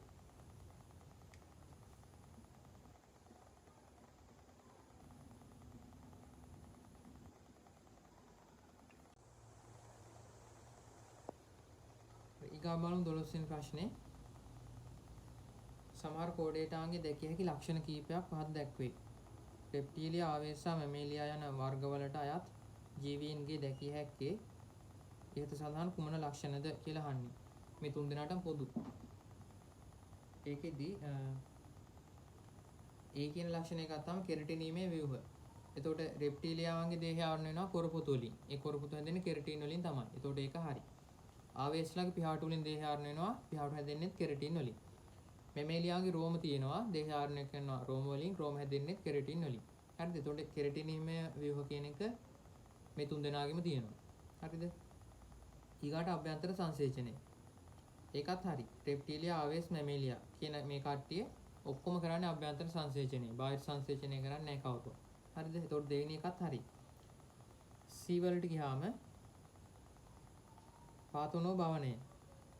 එතකොට පාතුනෝ භවනය කියන එක ගත්තාම මේකේ තියෙන්නේ සමහර කටුස්සන්ගේ සහ සමහර මාළුන්ගේ දකින්න පුළුවන් කියන පෘෂ්ඨවංශීන් අතරින් හරි පෘෂ්ඨවංශීන්ගේ මේක ගොඩක් අඩුවෙන් දකින්න ලැබෙන්නේ. එතකොට පෘෂ්ඨවංශීන්ගේ අතරින් සමහර කටුස්සන්ගේ සහ සමහර මාළුන්ගේ මේක දකින්න ලැබෙන්න පුළුවන්. හරිද? එතකොට දැන් ඒකෙදි මේක පොදු ලක්ෂණයක් වෙන්නේ නැහැ. එතකොට දැන් කටුස්සා කියන එක නා රෙප්ටීලියා වලට ආවට ආවේස්සා මැමේලියා කියන එකක් නෑ. ඒ නිසා මේක පොදු ලක්ෂණයක් වෙන්නේ නැහැ. හරිද? ඊගාට D හරදිය ජීවිතය කියන එක. එතකොට රෙප්ටීලියාව කරදී ඉන්නවා. කැස්බෑව ඉන්නවනේ කරදියේ. ඊගාවට ආවේශයත් නේ කරදියේ පක්ෂයෙන් ඉන්නවා. හරිද? කරදියේ පක්ෂයෙන් ඉන්නවා. ඊගාවට මෙමෙලියා කියන එක ගත්තාම මෙමෙලියාවොත් ඉන්නවා. උදාහරණයක් විදිහට තල්මසා කියන එක කරදීන ශීරපායෙක්නේ. හරිද? එතකොට D කියන එකත් හරි. එතකොට 12 වෙනි එකට එන්නේ ABD කියන පස්වෙනි උත්තරේ එන්නේ. හරි 12ට 5. හරි ඊගා 13 වෙනි ප්‍රශ්නේ බලන්න. ස්ථූල කෝණාස්තර සෛල මුදුස්තර සෛල වලින් වෙනස් වන්නේ ස්ථූල කෝණාස්තර සෛල පරිණත විට අජීවී බැවිනි. ඒක මත් වැරදි. ස්ථූල කෝණාස්තර සෛල පරිණත අවධියේදීත් සජීවී සෛල. හරිද? ප්‍රජීවී කියන එක වැරදි. දෙවෙනි එක විශාල මධ්‍ය රික්තකයක් දරන බැවිනි. ඒකෙදි ස්ථූල කෝණාස්තර සෛල වලට විශාල මධ්‍ය රික්තක තියෙන්න පුළුවන්. ඒතකොට ඒක හරි. නමුත් දැන් මේ මුදුස්තර සෛල වලත් විශාල මධ්‍ය රික්තක තියෙනවානේ. ඒතකොට ස්ථූල කෝණාස්තර වලත් තියෙනවා මුදුස්තර සෛල වලත් තියෙනවා. හරිද? ඒතකොට සෛල වලේ වෙනස් වෙන ලක්ෂණයක් නෑහන්නේ. ඒතකොට මේ දෙකේම තියෙන හින්දා මේ ලක්ෂණය මත මේ සෛල වර්ග දෙක වෙනස් වෙන්නේ නැහැ. ඒතකොට දෙවෙනි එක ගන්න බෑ නිසා. තුන්වෙනි එක අසමාකාර ලෙස ඝන වූ සෛල බිත්ති දරන බැවිනි. ඒක හරි. දැන් ස්ථූල කෝණාස්තර වලදී සෛල බිත්ති වල කොන් අසමාකාර ලෙස ඝන වෙලා තියෙනවා. හරිද? එතන මුදුස්තර වලදී මේ ලක්ෂණේ නැහැනේ. ඒ නිසා මේකෙදි තුන්වෙනි එක හරි. හතරවෙනි එක කියන්නේ ලිග්නින් වලින් ඝන වී ඇති බැවිනි. ඒක වැරදි. ස්ථූල කෝණාස්තර සෛල වල අර සෛල බිත්ති වල කොන් ඝන වෙන්නේ සෙලියුලෝස් වලින්. හරි සෛල බිත්ති අසමාකාර ලෙස ඝන වෙනවා තමයි. නමුත් ඒ ඝන වෙන්නේ සෙලියුලෝස් වලින්මයි. ලිග්නින් තැම්පත් වෙලා නෙමෙයි ඒක ඝන වෙන්නේ. පැහැදිලිද? ඒ නිසා හතරවෙනි එක කොහොමත් වැරදි. පස්වෙනි එක ශාකවල සනාල පටකවල ඇති බැවිනි. ඒක වැරදි. සනාල පටකවල දෙක සෛලම සහ ෆ්ලෝයම් වලදී ස්ථූල කෝණාස්තර හම්බ වෙන්නේ නැහැ. මුදුස්තර නා හම්බ වෙනවා. සෛලමීය මුදුස්තර සහ සෛලමීය මේ ෆ්ලෝයමීය මුදුස්තර විදිහට. ඒකට පස්වෙනි එකත් වැරදි කොහොමත්. හරිද? ඒතකොට 13ට එන්නේ තුන්වෙනි උත්තරේ.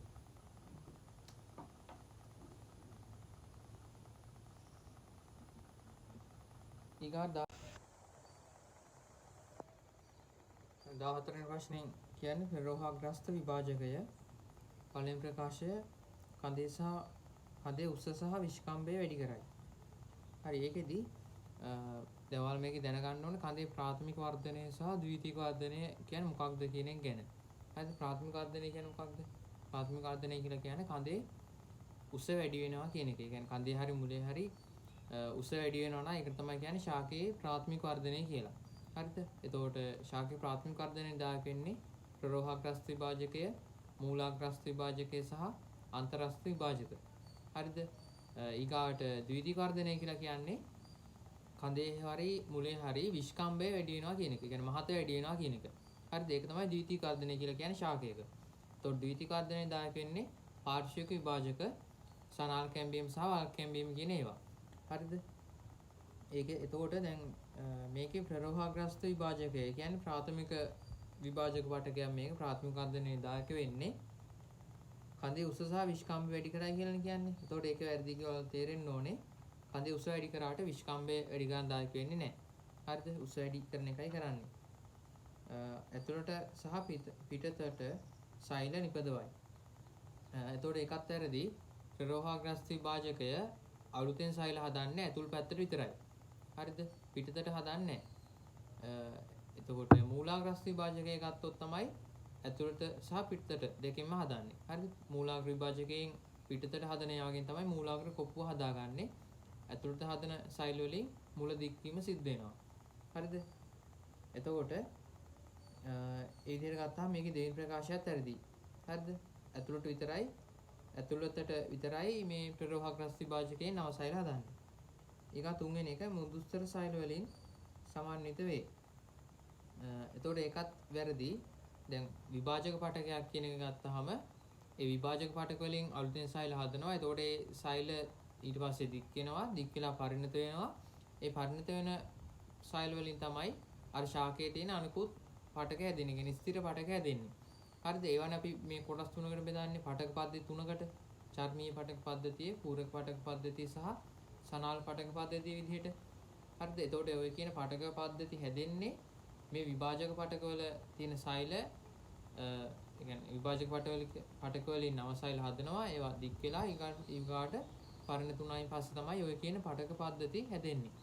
හරිද? එතකොට මේකේ මෘදුස්තර සෛල අයිති වෙන්නේ ඕකෙන් මේ පූරක පටක පද්ධතිය තියෙනවා සහ ඊගාට සනාල පටක පද්ධතිය තියෙන මෘදුස්තර සෛල. ඒකට කොහොම හරි අග්‍රස්ත විභාජකය කියන එකේ ඒ විදිහට මෘදුස්තර සෛල නැහැ. හරිද? ඒවා කෘත්‍රිමය හෝ ව්‍යුහමය වශයෙන් විභේදනයේට ලක් නොවුණු සෛල. හරිද? විභාජක සෛල කියලා තමයි ඒකට ඒවට කියන්නේ. තුන්වෙනි එක වැරදි. ඊගාට හතරවෙනි එක විභේදනය නොවු සෛල වලින් සමන්විත වේ. ඒක හරි. කෘත්‍රිමය වශයෙන් හෝ ව්‍යුහමය වශයෙන් විභේදනය වෙලා නැහැ විභාජක පටකවල තියෙන සෛල. පස්වෙනි එක කදේ ප්‍රාථමික සහ ද්විතීයික කර්ධනයට දායක වේ. ඒතකොට ඒක වැරදි. ප්‍රාථමික කර්ධනයට තමයි මේක දායක වෙන්නේ. හරිද? එතකොට මේකේ 14 වෙනි ප්‍රශ්නෙට එන්නේ 4 වෙනි උත්තරේ.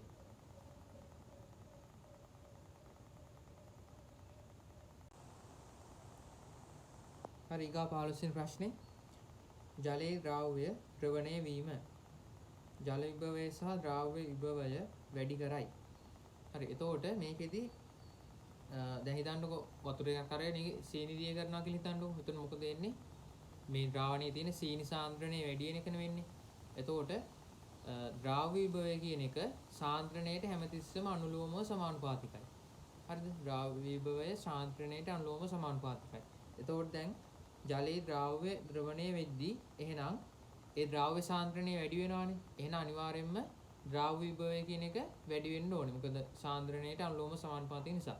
හරිද? එහෙනම් ද්‍රාව්‍ය විභවය වැඩි වෙන්න ඕනේ. එතකොට ජල විභවයට මොකද වෙන්න ඕනේ? ජල විභවය අඩු වෙන්න ඕනේ. මොකද ද්‍රාව්‍ය විභවය කියලා කියන්නේ හැමතිස්සෙම ඍණාගයක්නේ. හරිද? ද්‍රාව්‍ය විභවය කියන්නේ හැමතිස්සෙම ඍණාගයක්. එතකොට ඍණාගය වැඩි වෙනවා කියලා කියන්නේ ජල විභවය අඩු වෙන්න ඕනේ. හරිද? එතකොට ඔව් මේක ඉන්නේ එතකොට තුන්වෙනි උත්තරේ. හරිද? ඒක ඔයාලට තේරෙනව නේද? ඒ කියන්නේ psi w කියලා කියන්නේ psi s ධන psi p. හරිද? එතකොට psi s කියන එක සාන්ද්‍රණය වැඩිදී psi s වැඩි වෙනවා. එතකොට හැමතිස්සෙම psi s කියලා කියන්නේ ඍණාගයක්. පැහැදිලිද? එතකොට දැන් ඍණාගය තමයි වැඩි වෙන්නේ. ඒ කියන්නේ දැන් මේක ඔයාලා අර සංඛ්‍යා රේඛාව විදිහට හිතලා ගන්න හදන්න එපා. ඒ කියන්නේ මේ විදිහට දැන් අපි හිතුවොත් මේ පැත්තේ බිඳුව තියෙනවා මෙහෙට ඍණ 1 ඍණ 2 කොහොම තියෙනවානේ අර සංඛ්‍යා රේඛාව විදිහට හිතුවොත්. හරිද? දැන් එතකොට psi s කියන එක හැමතිස්සෙම ඍණාගයක්නේ. හරි? එතකොට අපි ද්‍රාව්‍ය දිය කරනකොට psi s වැඩි වෙනවා. ඒ කියන්නේ වැඩි වෙනවා කියන්නේ මෙන්න මේ ඍණ පැත්තට තමයි යන්නේ. ඒ කියන්නේ මුලින් ඍණ 1 තිබ්බනම් අර ද්‍රාව්‍ය දිය කරාට පස්සේ ඕක යනවා ඍණ 3 වෙනකන් ගියා කියලා හිතමුකෝ. හරිද? නමුත් දැන් එතකොට අපි කියන්නේ psi s වැඩි වෙනවා කියලා. දැන් අර මේ පැත්තට යද්දි අඩු වෙනවා කියලා හිතලා ගන්නෙ නෑ. පැහැදිලිද? මේක මේ විදිහට මතක තියාගන්න හරි. psi s කියන එක ද්‍රාව්‍ය සාන්ද්‍රණයට අනුලෝම සමානුපාතිකයි කියලා මතක තියාගන්න හරි. ඒතකොට සාන්ද්‍රණය වැඩි වෙද්දි psi s වැඩි වෙනවා කියලා ආයි පැටලෙන්නේ නැතුව ඕක ගන්න පුළුවන්. පැහැදිලිද? හරි. එතකොට මේක ඍණාගයක් හැබැයි වැඩි වෙන්නේ ඍණාගයක්. ඍණාගයක් වැඩි වෙන නිසා psi w අඩු වෙනවා. හරිද? එතකොට මේක එන්නේ ජල විභවය අඩු කරන අතර ද්‍රාව්‍ය විභවය වැඩි කරයි. ඒ කියන්නේ තුන්වෙනි උත්තරේ තමයි එන්නේ. හරි ඊගාට 16 වෙනි ප්‍රශ්නේ බලමු. ආශ්‍රිතය ගැන අහන්නේ. මේක පාරගම්ම්‍ය පටලයක් තුලින් ජල අණු විසරණය වීම නිසා සිදුවේ. එතකොට මේ ප්‍රකාශය අසම්පූර්ණයි. ඒ කියන්නේ මේක එන්න ඕන වර්ණීය පාරගම්ම්‍ය පටලයක් තුලින් නිදහස් ජල අණු විසරණය වීම කියලා. පැහැදිලිද? ආශ්‍රිතය කියලා කියන්නේ වර්ණීය පාරගම්ම්‍ය පටලයක්. වර්ණීය පාරගම්ම්‍ය පටලය කියන්නේ ප්ලාස්ම පටලය වගේ එකක්. හරිද? හැම එකටම යන්න දෙන්නේ නැහැ. තෝර බේරගෙන තමයි කුමාරුවට ඉඩ දෙන්නේ. හරිද? එතකොට වර්ණීය පාරගම්ම්‍ය පටලයක් වෙන්න ඕනේ. ඊගාට නිදහස් ජල අණු තමයි මේකේ විසරණය වෙන්නේ. හරිද? එතකොට මේ පළවෙනි ප්‍රකාශය නිවැරදි නෑ. සම්පූර්ණයෙන්ම නිවැරදි කියලා ගන්න බෑ. ඊගාට අඩු ජල විභවයක සිට වැඩි ජල විභවයකට සිදුවේ කියලා කියන්නේ. එතකොට ඒක වැරදි. හැමතිස්සෙම මේක වෙන්නේ වැඩි ජල විභවයක ඉඳන් ජල විභවය අඩු තැනකට තමයි මේක වෙන්නේ. හරිද? ඊගාවට සක්‍රීය ක්‍රියාවලියක් කියලා කියන එක කොහොමත් වැරදි. අපි අක්‍රීය පරිවහන ක්‍රමයට තියෙන මේ කතා කරන්නේ. අක්‍රීය පරිවහන ක්‍රමයට අපි කතා කරනවා විසරණය, ආශ්‍රිතය, නිපානය, පහසු කළ විසරණය සහ තෝක ප්‍රවාහය කියන ඒවා. හරිද? මේක අක්‍රීයයි. පසේ සිට මූලකේශ තුලට ජලය ඇතුළු වන යාන්ත්‍රණයයි. ඒක හරි. දැන් පසේ ඉඳන් පාංශුරාවණේ ඉඳන් අර නිදහස් ජල අණු මූලකේශවල සයිටෝසෝලයට ඇතුල් වෙද්දී ඒ මූලකේශවල තියෙන ප්ලාස්ම පටලය පහු කරන්න ඕනනේ. එතකොට මේ ප්ලාස්ම පටලය පහු කරගෙන යද්දී ප්ලාස්ම පටලය කියලා කියන්නේ වර්ණීය පාරගම්‍ය පටලයක්. පැහැදිලිද? එතකොට වර්ණීය පාරගම්‍ය පටලයක් කරා නිදහස් ජල අණු විසරණය වෙන එකට අපි කියනවා ආශ්‍රිතය කියලා. එහෙනම් මෙතෙන්දී ආශ්‍රිතය භාවිතා වෙනවා. පැහැදිලිද? ඊට අමතරව දැන් මේ පාංශුරාවණේ උරාගද්දී දැන් මේ විදිහට මූලකේශවල සයිටෝසෝලය තුලට ඇතුල් වෙලා එහෙම යන්නත් පුළුවන්. එහෙම නැත්නම් අර සෛල බිත්ති සහ අන්තර්සෛලීය අවකාශ දිගේ ඕක යන්නත් පුළුවන්. පැහැදිලිද? මේ විදිහට ගියොත් එහෙම එතනින් ජලය අවශෝෂණය වෙන්නේ විසරණය මගින් නෙමෙයි. පැහැදිලිද? ප්ලාස්ම පටලය හරහා පහු කරාදී තමයි ප්ලාස්ම පටලය හරහා පහු කරාද තමයි ආශ්‍රිතය වෙන්නේ. අර විදිහට මේ ප්ලාස්ම පටලය හරහා නැතුව සෛල බිත්ති සහ බහිස්සෛලීය අවකාශ ඔස්සේ යනවා නම් ජලය එතන වෙන්නේ විසරණය. පැහැදිලිද? මොකද වර්ණීය පාරගම්‍ය පටලයක් වෙන්න ඕනේ ඒකට ආශ්‍රිතය කියලා කියන්න නම්. හරිද? සෛල බිත්ති කියන්නේ වර්ණීය මේ පාරගම්‍ය එකක් නෙමෙයිනේ. සෛල බිත්තිය පූර්ණ පාරගම්‍යයි. හරිද? එතකොට මේ විදිහට යනවා නම් ජලය යන්නේ විසරණය මගින්. එතකොට මේ හතරවෙනි ප්‍රකාශය හරි. ඊගා පස්වෙනි එක ප්‍රභවයේදී පෙනේර නල ඒකක තුල පීඩනය අඩු කරයි. ප්‍රභවයේදී පෙනේර නල ඒකක තුල පීඩනය අඩු කරයි කියලා කියන්නේ. ඒක වැරදි. මේ කියන්නේ ක්ලෝයම් පරිසංක්‍රමණ යාන්ත්‍රණය ගැන කියන්නේ. එතකොට ප්‍රභවයේ අසලදී පෙනේර නල ඒකක තුලට සීනි බැර කිරීම කියන්නේ ක්ලෝයම් බැර කිරීම සිද්ධ වෙනවා. ක්ලෝයම් බැර කිරීම වුණාම ඒ ප්‍රභවයේ අසල තියෙන පෙනේර නල ඒකකවල ජල විභවය අඩු වෙනවා. එතන ජල විභවය අඩු වෙද්දී ආබද සෛල වාහිනී ඒකක වල ඉඳන් පෙනේර නල ඒකකවල ජලය ඇතුළු වෙනවා. එතකොට එතන පීඩනය වැඩි වෙන එකයි වෙන්නේ. හරි? පීඩන විභවය වැඩි වීමක් තමයි එතන වෙන්නේ. එතකොට මේකෙන් අඩු කරා කියලා ඒ නිසා එතන ඒක වැරදි. හරිද? එතකොට 16 වෙනි ප්‍රශ්නෙට එන්නේ 4 වෙනි උත්තරේ.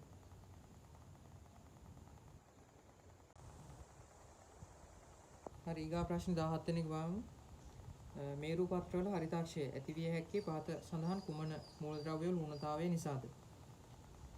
හරි ඒකෙදි මේක ඔයාලා දැනගෙන ඉන්න ඕන හතරක්. ඒ කියන්නේ හරිතාක්ෂය සම්බන්ධයෙන් කරුණු හතරක් තියෙනවා.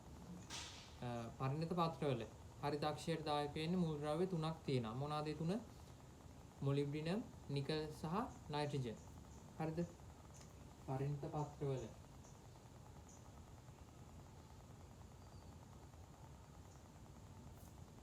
පරිණත පත්‍රවල හරිතාක්ෂයට දායක වෙන්නේ නිකල්, මොලිබ්ඩිනම්, නයිට්‍රජන්.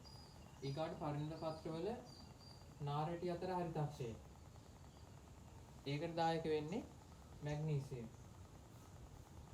ඊගාවට ලපටි පත්‍රවල හරිතාක්ෂය.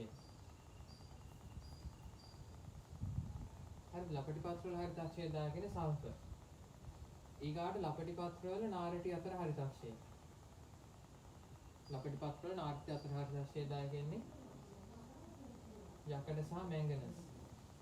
පැහැදිලිද? ඔන්න ඔය ටික මතකේ තියාගෙන ඉන්න ඕනේ. හරිද? මේක නම් නිමෝන් කියලා මතක තියාගන්න පුළුවන් නේ. හරිද? අනිත් ඒවා ටිකත් මතක තියාගන්න ඕනේ. එතකොට මේකෙන් මේරු පත්‍රවල හරිතාක්ෂය ඇතිවිය හැකි පහත සඳහන් කුමන මූලද්‍රව්‍ය ඌනතාවය නිසාද කියලා අහන්නේ. ඒ කියන්නේ මේරු පත්‍රයේ පරිණත පත්‍ර මේකෙන් එන්නේ එතකොට පස්වෙනි උත්තරේ තමයි එන්නේ මොලිබ්ඩිනම් සහ නිකල් කියන දෙන්න ඉන්නේ පස්වෙනි උත්තරේ. හරිද? එතකොට 17ට එන්නේ පස්වෙනි එක.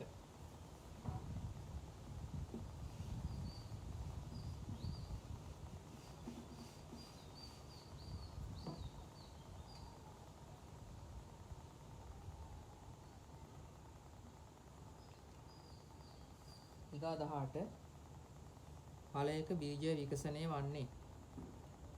හරි ඒකෙදි දැන් ඵලයක බීජ විකසනය වෙන්නේ කියලානේ අහන්නේ. එතකොට දැන් ඔයාලා දන්නවා බීජ ශාක ගත්තාම විවෘත බීජක ශාකක් තියෙනවා අවෘත බීජක ශාකක් තියෙනවා. හරිද? එතකොට මේක කියනවානේ ඵලයක කියලා. එහෙනම් මේ කතා කරන්නේ සපුෂ්ප ශාක ගැන කැන්තෝෆයිටා වංශය ගැන කියලා තේරුම් ගන්න ඕනේ මුලින්ම. හරිද? ඊගාවට දැන් බලන්න උත්තර. ඒකෙදි කියන පළවෙනි තියෙන අණ්ඩසෛලය. අණ්ඩසෛලය ගත්තාම දැන් සපුෂ්ප ශාකයක අණ්ඩසෛලය ගත්තාම අණ්ඩසෛලයෙන් හැදෙන්නේ කලලය කියන එක. හරිද? එතකොට මේකේ හරි මුලින්ම මේක ටික දැනගන්න ඕනේ. දැන් බීජයක් ගත්තාම හරි බීජය කියන එකේ කොටස් තුනක් තියෙනවා. එකක් තමයි කලලය. හරිද? අනිත් එක වෘණ පෝෂය.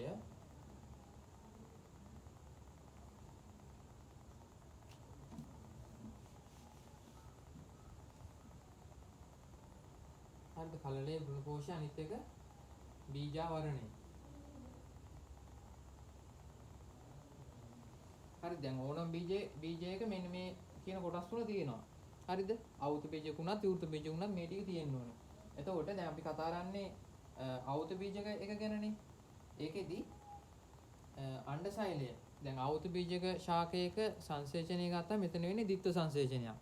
ද්විත්ව සංසේචනයේදී එක පුණ්‍යෂ්ටියක් මේ අණ්ඩසෛලයත් එක්ක සංසේචනය වෙලා එතන යුක්තාණු හදනවා. යුක්තාණුව තමයි ඊට පස්සේ මේ කලලේ බවට පත් වෙන්නේ. හරිද? ඊගාවට මධ්‍යසෛල දෙයින් උත්තරේදී මධ්‍යසෛලය. දැන් අර ද්විත්ව සංසේචනයේදී එකක් මෙන්න මේ විදිහට යුක්තාණු හදලා කල්ලේ හදනවා. අනෙක් කුණ්‍යෂ්ටිය මේ මධ්‍යසෛලයේ තියෙන න්‍යෂ්ටි දෙකත් එක්ක එකතු වෙලා ත්‍රිගුණ න්‍යෂ්ටියක් හදනවා. ඊට පස්සේ මේ ත්‍රිගුණ න්‍යෂ්ටිය සහිත මධ්‍යසෛලය තමයි වෘණ පෝෂය බවට පත් වෙන්නේ. ඒතකොට එතනින් හැදෙන්නේ ත්‍රිගුණ වෘණ පෝෂයක්. හරිද? අවුත බීජක ශාකවලදී හැදෙන්නේ ත්‍රිගුණ වෘණ පෝෂයක්.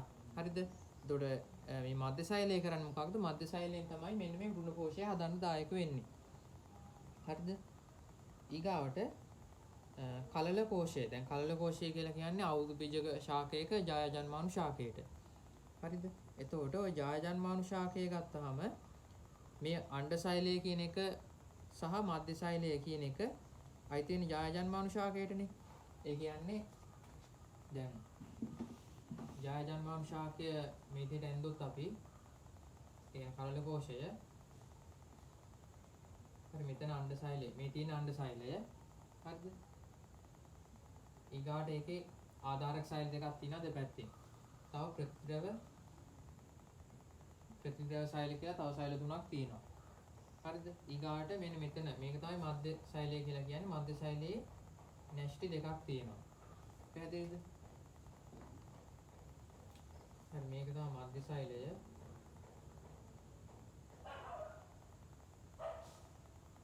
ඊගාට මේ තමයි අණ්ඩසෛලය.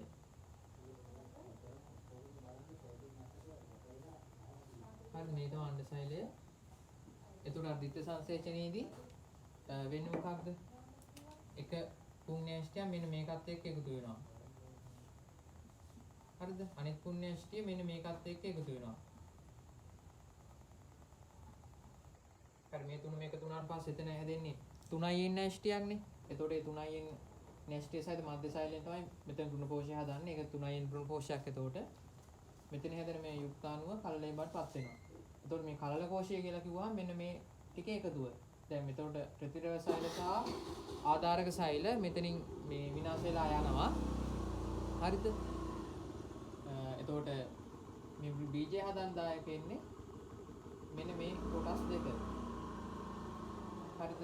එතකොට දැන් කලල කෝෂය එතකොට ගත්තොත් කලල කෝෂය කියලා කිව්වොත් එතකොට කලල කෝෂයෙන් හදනවා මෙන්න මේ කොටස් දෙකම.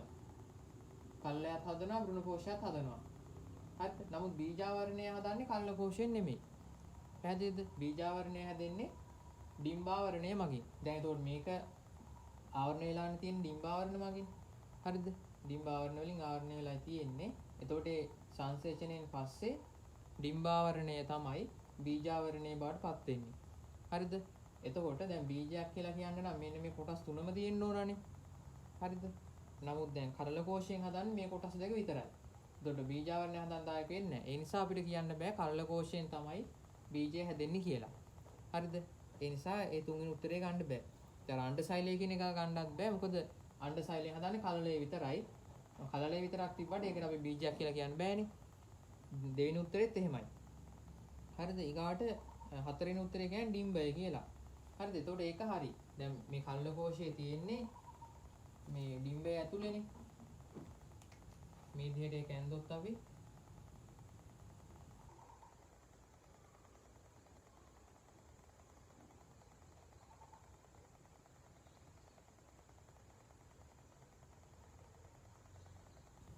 හරි මේ තියෙන්නේ එතකොට ඩිම්බ ආවරණ. එතකොට මෙතන අනුද්වාරයේ තියෙනවා.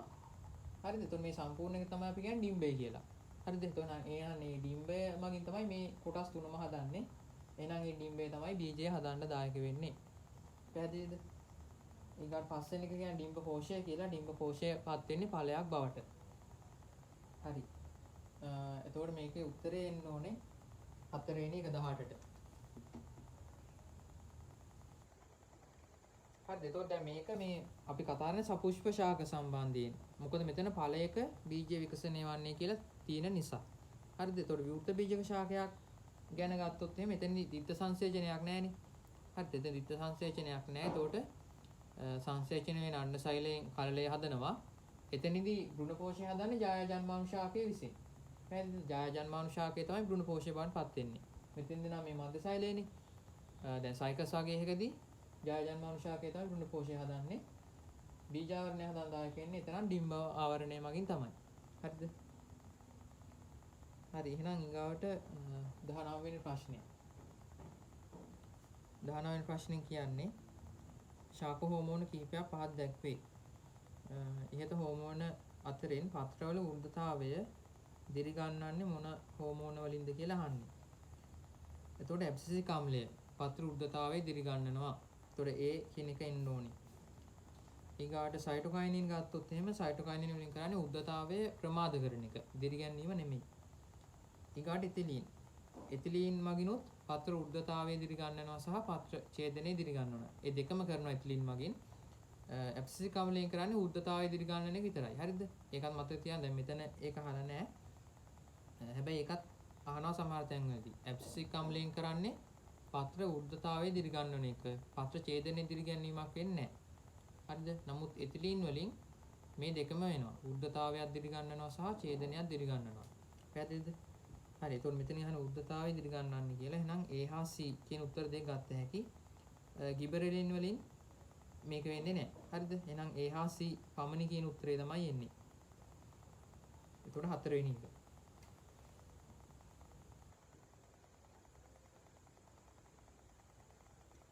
හරි ඊගාවට 20 වෙනි ප්‍රශ්නය. සමබීජානුකතාවයේ පෙන්වන ශාක සඳහා නිදසුන් වන්නේ. හරිද? සමබීජානුකතාවය කියලා කියන්නේ බීජාණු වර්ග එකයි හදන්නේ. විෂම බීජානුකතාවයේදී නම් බීජාණු වර්ග දෙකක් හදනවා.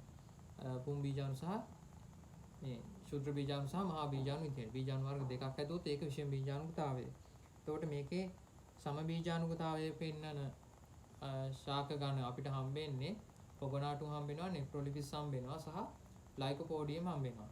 අර ලයිකෝෆයිටා වංශින්න මේ ගදාපාසේ ඔක්කොම සම්බීජානුකයිනේ. එතකොට ඒ යට තියෙන එකනේ තමයි ලයිකෝපෝඩියම්. එතකොට මේකෙදි එන්න ඕනේ පළවෙනි එක. පොගනාටුම් සහ නෙෆ්‍රොලිපිස් කියන උත්තරේ තමයි එන්නේ. දැන් දෙවෙනි උත්තරේට ගියාම ලයිකෝපෝඩියම් සම්බීජානුකයි. හැබැයි සෙලජිනෙල්ලා විෂම බීජානුකයිනේ. හතරවෙනි එකේදීත් එහෙමයි. නීටම් විෂම බීජානුකයි. කොහොමද බීජ ශාක මේ විෂම බීජානුකතාවය තමයි පෙන්වන්නේ. හරිද? එහෙනම් 3 සහ 5 වෙනි උත්තර හරියන්නේත් නැහැ. එතකොට එන්නේ 20ට පළවෙනි එක.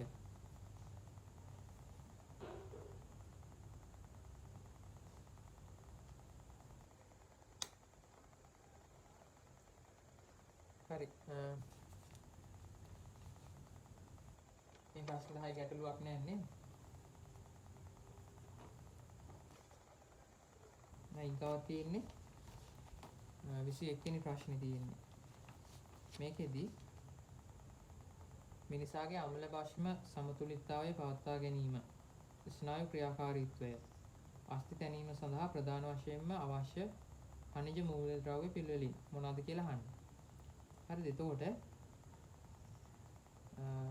මිනිසාගේ අම්ල භාෂ්ම සමතුලිතතාවය පවත්වාගෙන යන්න දායක මූලද්‍රව්‍ය ගත්තාම මූලද්‍රව්‍ය හතරක් තියෙනවා. සෝඩියම්, පොටෑසියම්, ෆොස්ෆරස් සහ ක්ලෝරින්. හරිද? සෝඩියම්, පොටෑසියම්, ෆොස්ෆරස්, ක්ලෝරින් කියන මේ මූලද්‍රව්‍ය හතරම අම්ල භාෂ්ම සමතුලිතතාවය පවත්වාගෙන යන්න ඕන වෙනවා. හරිද? ඊගාවට කියලා තියෙන්නේ ස්නායු ක්‍රියාකාරීත්වයට ඕන වෙන මූලද්‍රව්‍ය මොනවාද කියලා. එතකොට ඒකෙදි පොටෑසියම්, සෝඩියම්, ක්ලෝරින් සහ කැල්සියම් කියන මූලද්‍රව්‍ය ඕන වෙනවා. එතකොට ඔයාලා අර ස්නායු විභාගයක සම්ප්‍රේෂණ යාන්ත්‍රණය දන්න නිසා මෙයාගේ වෙන්නේ මොනවාද කියලා දන්නවා. හරිද? සෝඩියම්, පොටෑසියම්, ක්ලෝරින් කොහොමද වෙනවා? ඒ වගේම තමයි කැල්සියම් මේ ඔයාලට හම්බ වෙනවා අර උපාගමයක් හරහා. රසායනික මේ උපාගමයක් හරහා ආවේග හෝමාරු වෙන තැනදී කැල්සියම් සම්බන්ධ වෙනවා එතෙන්දී. හරිද? එතකොට සෝඩියම් සහ පොටෑසියම් නාලිකා තියෙනවා. ඒ වගේම ක්ලෝරින් දායක වෙනවා. හරිද? එතකොට ඒ කියන මූලද්‍රව්‍ය හතර ස්නායු ක්‍රියාකාරීත්වයට ඕන වෙනවා. ඊගාට අස්ථි තැනීම සඳහා ප්‍රධාන වශයෙන් දායක වෙන කැල්සියම් සහ ෆොස්ෆරස් කියන මූලද්‍රව්‍ය. හරිද? එතකොට ඕකෙන් බලන්න ඕනේ දැන් ඔය කියන ඒවා පිළිවෙලින් තියෙන මොකේද කියලා. හරිද? එහෙම උත්තරයක් හම්බෙන්නේ එතකොට පස්වෙනි උත්තරේ තමයි ඔය කියන ඒවා තියෙන්නේ ක්ලෝරින්, කැල්සියම් සහ ෆොස්ෆරස්. හරිද? ඒකට එන්නේ පස්වෙනි උත්තරේ එතකොට.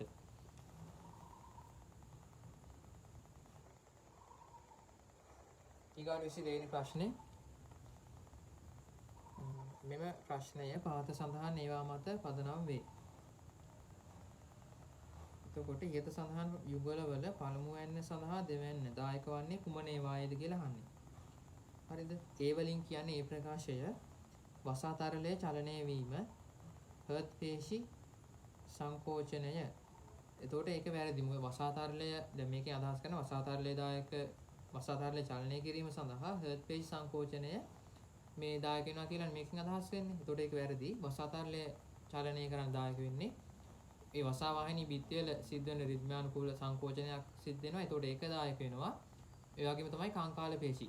වසා වාහිනී මේ යාබද තියෙන කංකාල පේශි වල සංකෝචන ඒ කියන දෙකම මේකට දායක වෙනවා. එතකොට හර්ට් පේශි සංකෝචනයක් දායක වෙන්නේ නැහැ. අද ඒ කියන එක වැරදි. එතකොට B වලින් එන්නේ කේශනාලිකාවලදී වායු හෝමාරුව සක්‍රීය පරිවහනය. ඒක කේශනාලිකා හරහා වායු හෝමාරු වෙන විසරණය මගින්.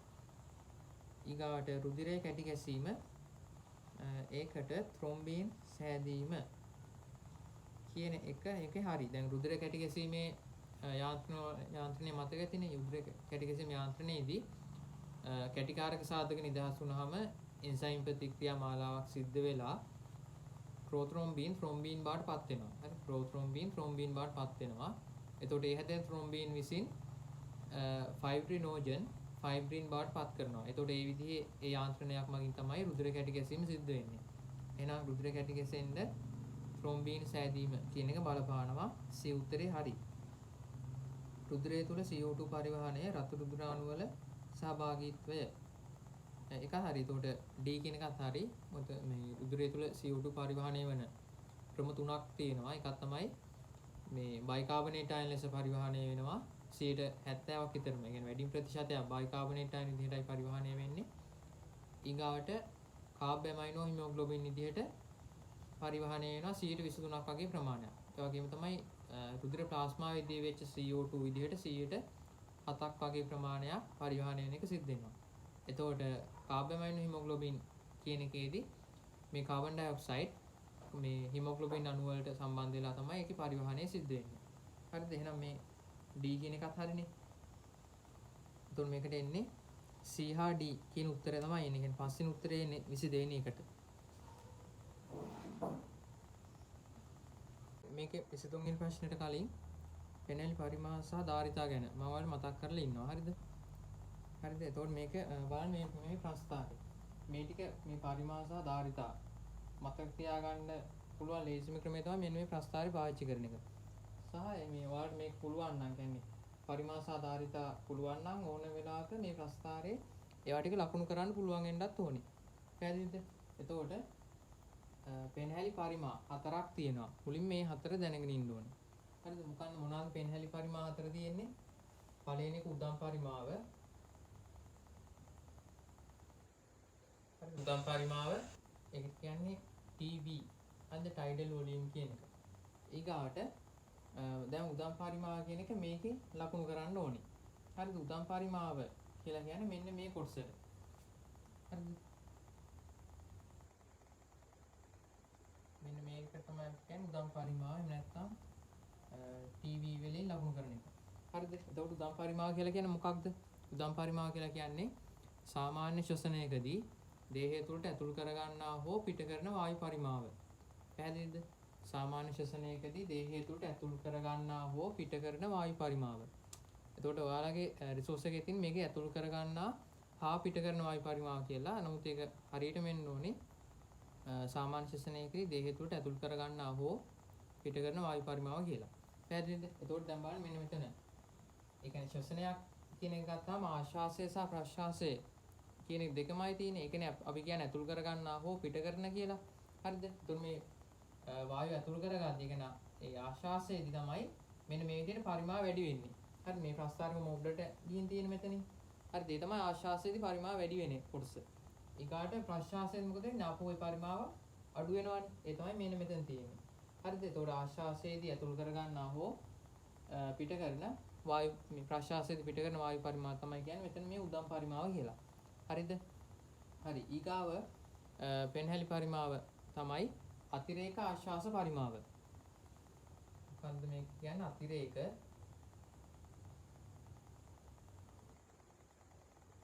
ආශ්වාස පරිමාව.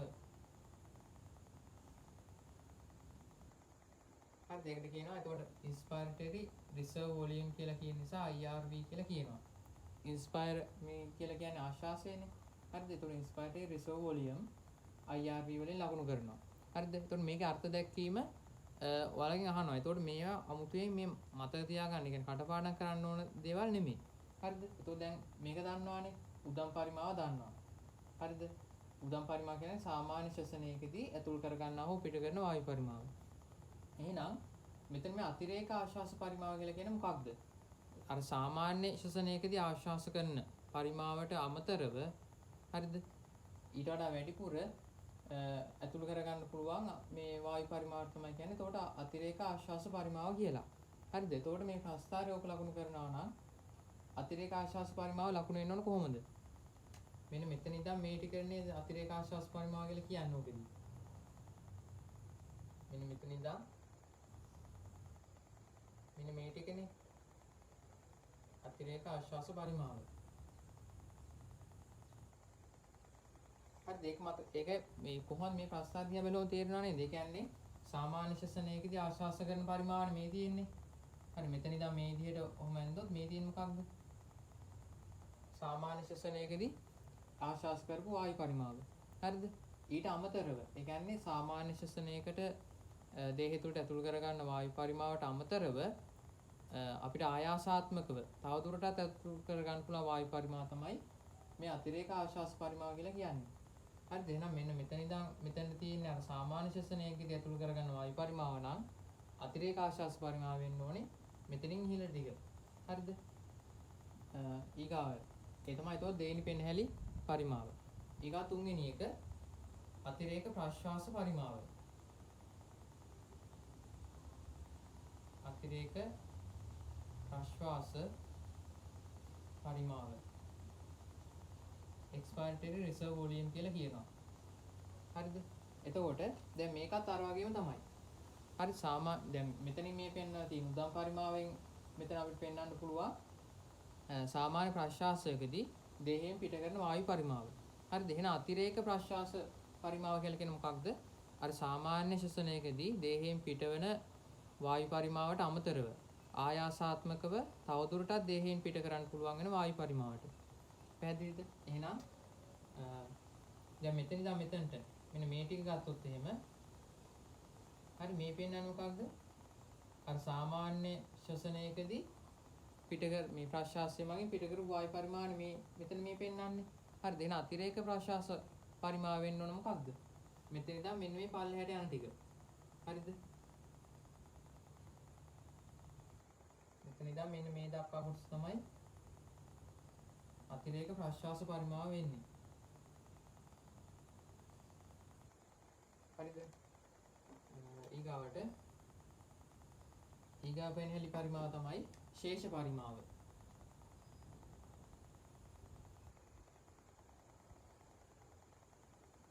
හරි ශේෂ පරිමාව කියන්නේ මොකක්ද? residual volume කියන එක. හරි RV. හරි ශේෂ පරිමාව කියලා කියන්නේ කොතරම් ගැඹුරු ප්‍රශ්වාසයකට පසුවත් පෙනහැලි වලින් බැහැර නොවී ඉතිරෙන වායු පරිමාව. හරිද? අපි ශ්වසනය ගැන කතා කරද්දී සාමාන්‍ය ශ්වසනය සිද්ධ වෙනවා. ඒ වගේම තමයි ගැඹුරු ශ්වසනයක් සිද්ධ වෙන්න කරන්න පුළුවන්. එතකොට ගැඹුරු ප්‍රශ්වාසයක් කරන්න පුළුවන් අපිට. එතකොට කොච්චර මේ අපි උත්සාහ කරත් කොච්චර ගැඹුරු ප්‍රශ්වාසයක් කරත් පෙනහැලි වලින් අයින් කරන්න බැරි වායු පරිමාව කොටසක් ඉතුරු වෙනවා. හරිද? ඒක තමයි එතකොට කියන්නේ ශේෂ පරිමාව කියලා. එහෙනම් දැන් මේ තියෙන්නේ අතිරේක ප්‍රශ්වාස පරිමාව කියමු කොහෙටද? අර අපි ආයාසාත්මකව ගැඹුරු ප්‍රශ්වාසයක් මගින් මේ බැහැර කරන වායු පරිමාවට. හරිද? එහෙම කරත් මේ බලන්න මෙන්න මෙතන තව කොටසක් ඉතිරි වෙලා තියෙනවා. හරිද? මේ විදිහට ඉතිරි වෙන කොටස තමයි අපි කියන්නේ ශේෂ පරිමාව කියලා. පැහැදිලිද? හරි. එතකොට ඔන්න ඔය කියන ටික තමයි පෙනහැලි පරිමාව කියලා තියෙන්නේ. එතකොට උදම් පරිමාව, අතිරේක ආශ්වාස පරිමාව, අතිරේක ප්‍රශ්වාස පරිමාව සහ ශේෂ පරිමාව. හරිද? එතකොට මේකෙදි මේ වගේ මෙන්න මේ වගේ අගයන් ඔයාලා දැනගෙන ඉන්නත් ඕනේ. ශේෂ පරිමාවේ අගය ඉන්නේ මිලිලීටර් වලින් 1200ක්. ඒකට උදම් පරිමාවට එනවා සාමාන්‍ය මිලිලීටර් 500ක්. හරිද? එතකොට ඔන්න ඔය අගයන් දෙක දැනගෙන ඉන්න ඕනේ. මේ අගයන් අවශ්‍ය වෙන්නේ නැහැ. හරි. ඊගාට පෙනහැලි පරිමාණ ටික පුළුවන් නම් ඊගාට අපිට පුළුවන් පෙනහැලි ධාරිතා ගැන බලන්න. හරිද? පෙනහැලි ධාරිතාත් හතරක් තියෙනවා. පෙනහැලි ධාරිතා කියලා කියන්නේ මේ පෙනහැලි පරිමාවල විශේෂිත සංකලන කියලායි අපි අර්ථ දක්වන්නේ. ඒ කියන්නේ පෙනහැලි පරිමා දෙකක් හෝ කීපයක එකතුවක් තමයි පෙනහැලි ධාරිතාවයක් කියලා කියන්නේ. හරිද? එතකොට පළවෙනි පෙනහැලි ධාරිතාවය තමයි ආශ්වාස ධාරිතාවය. හරි, පළවෙනි එක ආශ්වාස ධාරිතාවය.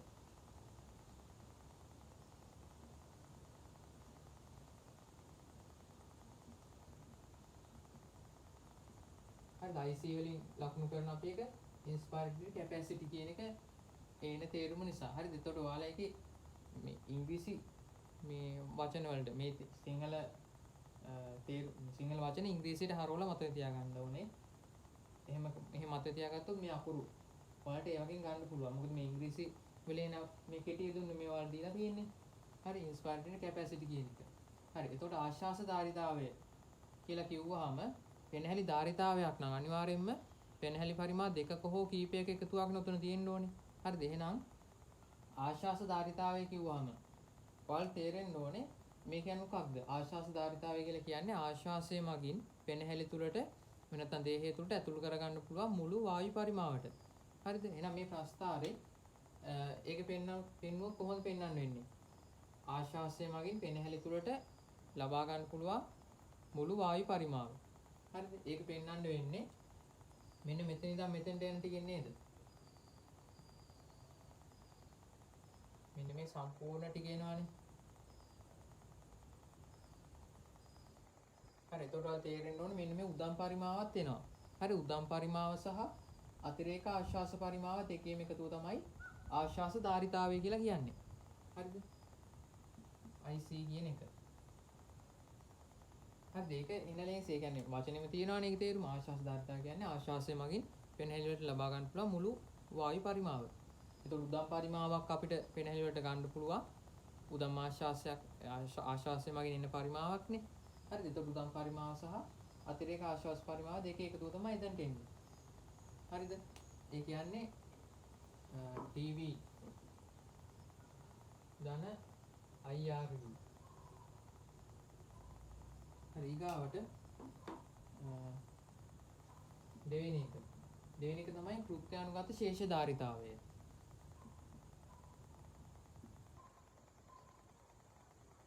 කෘත්‍යානුගත ශේෂ ධාරිතාවය. FRC වලින් එන්නේ එක functional residual volume කියන එක. functional residual capacity කියන එක. හරිද? එතකොට දැන් කෘත්‍යානුගත ශේෂ ධාරිතාවය කියලා කියන්නේ මොකක්ද? මේකේ තේරුම තමයි ප්‍රශ්වාසයකට පසුව පෙනහැලි තුල ඉතිරි වෙන මුළු වායු පරිමාව. හරිද? ශේෂය වෙන එකනේ. එතකොට සාමාන්‍ය ප්‍රශ්වාසයකට පසුව පෙනහැලි තුල ඉතිරි වෙන මුළු වායු පරිමාව තමයි කියන්නේ කෘත්‍යානුගත ශේෂ ධාරිතාවය කියලා. හරිද? එහෙනම් මේකෙන් ඒක පෙන්නන්නේ කොහොමද? මෙන්න මෙතන ඉඳන් මෙන්න මේ ඔක්කොම ටික එන්න ඕන නේ. මෙතනින් ලකුණු කළොත් එහෙම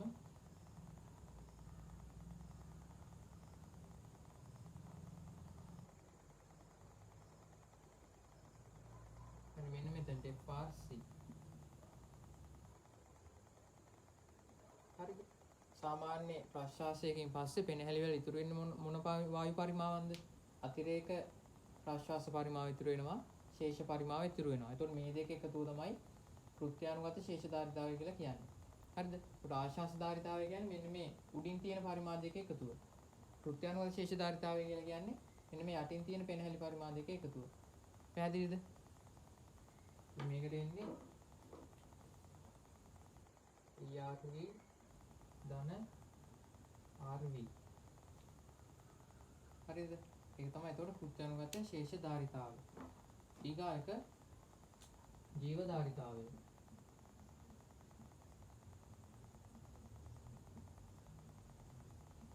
හරිද? vital capacity කියලා කියනවා. එතකොට ජීවධාරිතාවය කියලා කියන්නේ මොකක්ද? පුද්ගලයෙකුට පෙනහැලි තුඩු ලබා ගැනීමට සහ පිට කිරීමට පුළුවන් වෙන මුළු වායු පරිමාවට. හරිද? මිනිහෙක්ට පෙනහැලි වලට ලබා ගන්න සහ පිට කරන්න පුළුවන් වායු පරිමා තුනක් නේ මෙතන තියෙන්නේ. හරි උදම් පරිමාවයි, අතිරේක ආශ්වාස පරිමාව සහ අතිරේක ප්‍රශ්වාස පරිමාව. හරි ශේෂ පරිමාව කොහොමත් ඉතුරු වෙනවා. ප්‍රබල ප්‍රශ්වාසයකින්වත් පිට කරන්න බෑ. හරිද? එහෙනම් ඔයාලා තේරෙන්න ඕනේ මේ ජීවධාරිතාවය කියන එකට එන්න ඕනේ එහෙනම් මෙන්න මේ පරිමා තුනනේ. ඒ කියන්නේ අතිරේක ආශ්වාස පරිමාවයි, උදම් පරිමාව සහ අතිරේක ප්‍රශ්වාස පරිමාව කියන තුනේ එකතුව එන්න ඕනේ. හරි මෙන්න මෙතනින් මෙන්න මේ ඔක්කොම ටික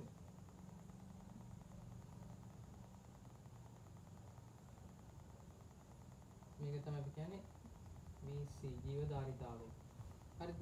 උදම් පරිමාව තියෙනවා, අතිරේක ආශ්වාස පරිමාව තියෙනවා, අතිරේක ප්‍රශ්වාස පරිමාව තියෙනවා. හරිද? එතකොට ඒකත් ලේසියිනේ. දැන් ජීවධාරිතාව ඔයාලා අනිවාර්යයෙන්ම පෙනහැලි පරිමා හතර මතක තියාගන්න ඕනේ. එතකොට ඒක මතක තියාගන්න එකත් මේ මහ ලොකු දෙයක් නෙමෙයි. උදම් පරිමාවයි, අතිරේක ආශ්වාස පරිමාව, අතිරේක ප්‍රශ්වාස පරිමාව සහ ශේෂ පරිමාව. හරිද? ඒ ටික මතක නම් දැන් ජීවධාරිතාවය කියන මොකක්ද කියලා අහුවොත් එහෙම. දැන් ජීවධාරිතාවය කියන එකේ මේ තේරුම තියෙන්නේ දැන් ජීවත් වෙලා ඉන්න පුද්ගලයා කියන්නේ ජීවී කෙනෙක්ට හරි පෙනහැලි තුන ලබා ගැනීම සහ පිට කරන්න පුළුවන් වෙන වායු පරිමාව. හරිද? එතකොට දැන් ඕනම කෙනෙක් තේරෙන්න ඕන දැන් සාමාන්‍ය ශ්වසනයකදී පිට කරන වායු පරිමාව සාමාන්‍ය ශ්වසනය කියන්නේ උදම් පරිමාව කියන එක මේකට අයිති වෙන්න ඕනේ. හරිද? උදම් පරිමාවට අමතරවත් අපිට තවත් වාතය ඇතුල් කරගන්න පුළුවන් අතිරේක ඒ කියන්නේ මේ ප්‍රබල ආශ්වාසයක් මගින්. හරිද? ඒ වගේම තමයි ප්‍රබල ප්‍රශ්වාසයක් මගින් උදම් පරිමාවට වඩා අමතරව වාතය පිට කරන්නත් පුළුවන්. එතනම් මේ තුනේම එකතුව තමයි මේ ජීවධාරිතාවය කියන එකට එන්නේ. හරිද? මේකට එන්නේ එතකොට AV IRV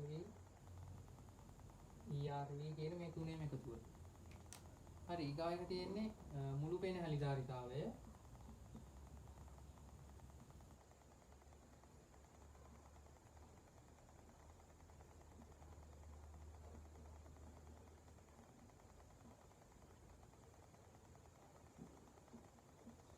total lung capacity කියලා කියනවා. එතකොට ඒකේ ආය අමුතුවෙන් කියන්න දෙයක් නැහැ මේ පෙනහැලි පරිමා ඔක්කොගෙම එකතුව. සම්පූර්ණ මේ හතරම එකතුවට තමයි කියන්නේ මුළු පෙනහැලි ධාරිතාවය කියලා. හරිද? එතකොට මේක පෙන්නනවා නම් මෙන්න මෙතන ඉඳන් මෙතනට.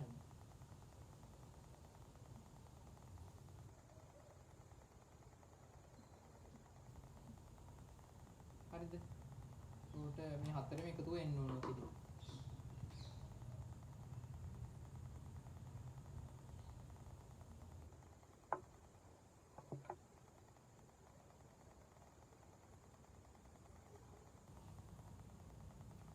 හරිනේ. එතකොට ඔන්න ඔය ටික තමයි පෙනහැලි පරිමා සහ ධාරිතාව විදිහට තියෙන්නේ.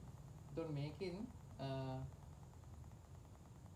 මේකෙදී මේ ජීවධාරිතාවය කියන එකේ අගය දැනගන්න ඕනේ. يعني සාමාන්‍ය පිරිමි කෙනෙක්ගේ ජීවධාරිතාවය මිලිලීටර් 4800ක් වෙනවා. ගෑනු කෙනෙක්ගේ නම් ජීවධාරිතාවය 3100යි. ඊගොල්ලෝ මුළු පෙනහැලි ධාරිතාවය ඉන්නේ මිලිලීටර් 6000. හරිද? එතකොට එතන තියෙන අගයන් ටිකයි උදම් පරිමාව මිලිලීටර් 500 කියන එකයි ශේෂ පරිමාව 1200යි කියන එකයි ඔයාලා දැනගෙන ඉන්න ඕන. හරිද? හරි. ඊගාට එහෙනම් මේ ප්‍රශ්නේ බලමු දැන්. 23 වෙනි ප්‍රශ්න අහන්නේ නිසලව සිටින පුද්ගලයෙකුගේ ශ්වසන පරිමා 4ක් පහත දැක්වේ. එතකොට අතිරේක ආශ්වාස පරිමාව දීලා තියෙනවා, අතිරේක ප්‍රශ්වාස පරිමාවක් දීලා තියෙනවා. උදම් පරිමාව සහ ශේෂ පරිමාව කියන අගයන් දීලා තියෙනවා. හරිද? එතකොට මේක බලන්න මේ උදම් පරිමාවට මෙතන දීලා තියෙන්නේ මිලිලීටර් 450 කියලා මේ ප්‍රශ්නේ හැටියට. ඒ කියන්නේ දැන් අපි මෙතෙන්දී කතා කරන්නේ මේ සාමාන්‍ය පුද්ගලයෙක් ගැනනේ. කියන්නේ සාමාන්‍යයෙන් පවතින අගය. එතකොට දැන් ඔයාලගෙන් උදම් පරිමාව අගය ඇහුවොත් ලියන්න ඕනේ මිලිලීටර් 500යි කියලා. ශේෂ පරිමාව ඇහුවොත් මිලිලීටර් 200යි. හරිද? එතකොට දැන් ඒක පුද්ගලයෙක් අනුව සුළු වශයෙන් වෙනස් වෙනවා. ඒ නිසා තමයි මේ ප්‍රශ්නේදී උදම් පරිමාව මිලිලීටර් 450ක් සහ ශේෂ පරිමාව 1200යි මිලිලීටර් දීලා තියෙන්නේ. හරිද? එතකොට මේ පුද්ගලයාගේ ආශ්වාස ධාරිතාවය, කෘත්‍යානුගත ශේෂ ධාරිතාවය සහ ජීව ධාරිතාවය පිළිවෙලින් මොනවද කියලා අහනවා. හරි. ආශ්වාස ධාරිතාවයේදී එහෙනම් එකතු කරන්න ඕනේ උදම් පරිමාව සහ අතිරේක ආශ්වාස පරිමාව. එතකොට ඔයාලට එයි මේකෙදි 2950ක් එන්න ඕනනේ. පළවෙනි උත්තරේ එන්න ඕන 2950. හරිද? එතකොට දෙවෙනි උත්තරේ හතරවෙනි උත්තරේ ඒකෙන්ම නිකම්ම අයින් වෙලා යනවා. හරි. ඊගාට බලන්න ඕනේ කෘත්‍යානුගත ශේෂ ධාරිතාවය. ඒකට එන්න ඕනේ අතිරේක ප්‍රශ්වාස පරිමාව සහ ශේෂ පරිමාව දෙකේ එකතුව. හරිද? එහෙනම් ඒකේ අගය වෙන්න ඕනේ 2550ක්. හරිද? එතකොට ඉතුරු වෙන්නේ පළවෙනි උත්තරේ පස්වෙනි උත්තරේ විතරයි. ඊගාට ජීව ධාරිතාවය කිව්වහම මෙන්න මේ තුනේම එකතුව ගන්න ඕනේ. හරි. තුනේම එකතුව ගත්තාම ඔයාලට එනවා අතිරේක ආශ්වාස පරිමාවයි අතිරේක ප්‍රශ්වාස පරිමාවයි උදම් පරිමාව තුනේම එකතුව එන්නේ 4400යි මිලිලීටර කියලා එන්නේ. එතකොට පළවෙනි උත්තරේ තමයි ඔකට ගැලපෙන එක තියෙන්නේ. හරිද? 23ට එන්නේ පළවෙනි උත්තරේ.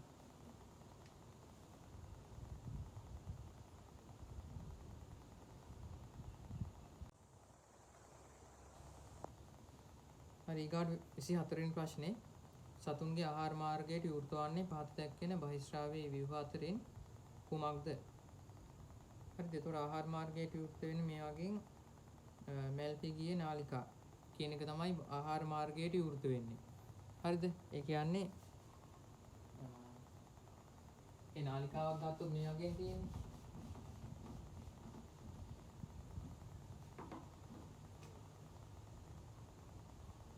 මේ යන්නේ ආහාර මාර්ගය කියලා හිතන්නකෝ. එතකොට ආහාර මාර්ගය නෝක මේ මැල්පිගියේ නාලිකා කියන්නේ මෙන්න මේ වගේ තමයි කියන්නේ.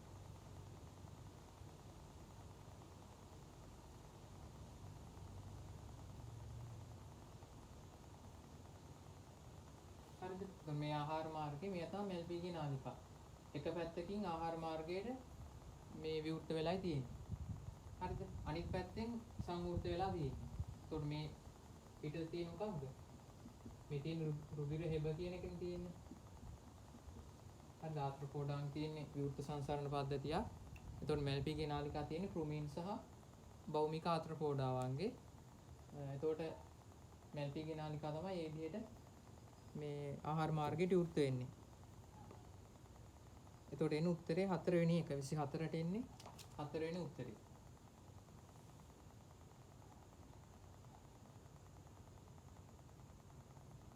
ඊගා 25 වෙනි ප්‍රශ්නේ මිනිස් මොළයේ කොටස හා එහි කෘත්‍ය නිවැරදිව දක්වන ප්‍රතිචාරය තෝරන්න. පළවෙනි එක කියන්නේ තැලමස කැම රුචිය යාමනය කිරීම. ඒතර ඒක වැරදි. තැලමස නෙමෙයි හයිපොතැලමස් මගින් තමයි කැම රුචිය යාමනය කරන එක වෙන්නේ. ඊගාට හයිපොතැලමස දේහේරියාව පවත්වා ගැනීම ඒකත් වැරදි. මේකට දාගෙන අනුමස්තිෂ්කය තමයි දායක වෙන්නේ. හයිපොතැලමස නෙමෙයි. මධ්‍ය මොළයේ දෘෂ්ටි ප්‍රතීක සමායෝජනය කිරීම. ඒක හරි. ශ්‍රවණ හා දෘෂ්ටි ප්‍රතීක සමායෝජනයේට මධ්‍ය මොළයේ දායක වෙනවා කියන එක හරි. හතරවෙනි එක වැරොලි සේතුව නිින්ද සහ අවදි වීමේ චක්‍ර යාමනය කිරීම. ඒක කරන්නේ හයිපොතැලමස් මගින්. මේ චක්‍ර යාමනය කරන හයිපොතැලමස් විසින්. අනුමස්තිෂ්කයේ පහර දීමේ හෝ පලා යාමේ ප්‍රතිචාරය ආරම්භ කිරීම. ඒක කරන්නේත් හයිපොතැලමස් මගින්. හරිද? ස්වාධීන ස්නායු පද්ධතියේ කෘත්‍ය පාලනය කරන හයිපොතැලමස්. එතකොට පහර දීමේ හෝ පලා යාමේ ප්‍රතිචාරය ඇති වෙන්නේ හයිපොතැලමස් මගින් තමයි. හරිද? එතකොට මේකේ නිවැරදි ප්‍රතිචාරයනේ අහන්නේ. නිවැරදි ප්‍රතිචාරය එන්නේ තුන්වෙනි එක. 25 වෙනි තුන්වෙනි උත්තරේ.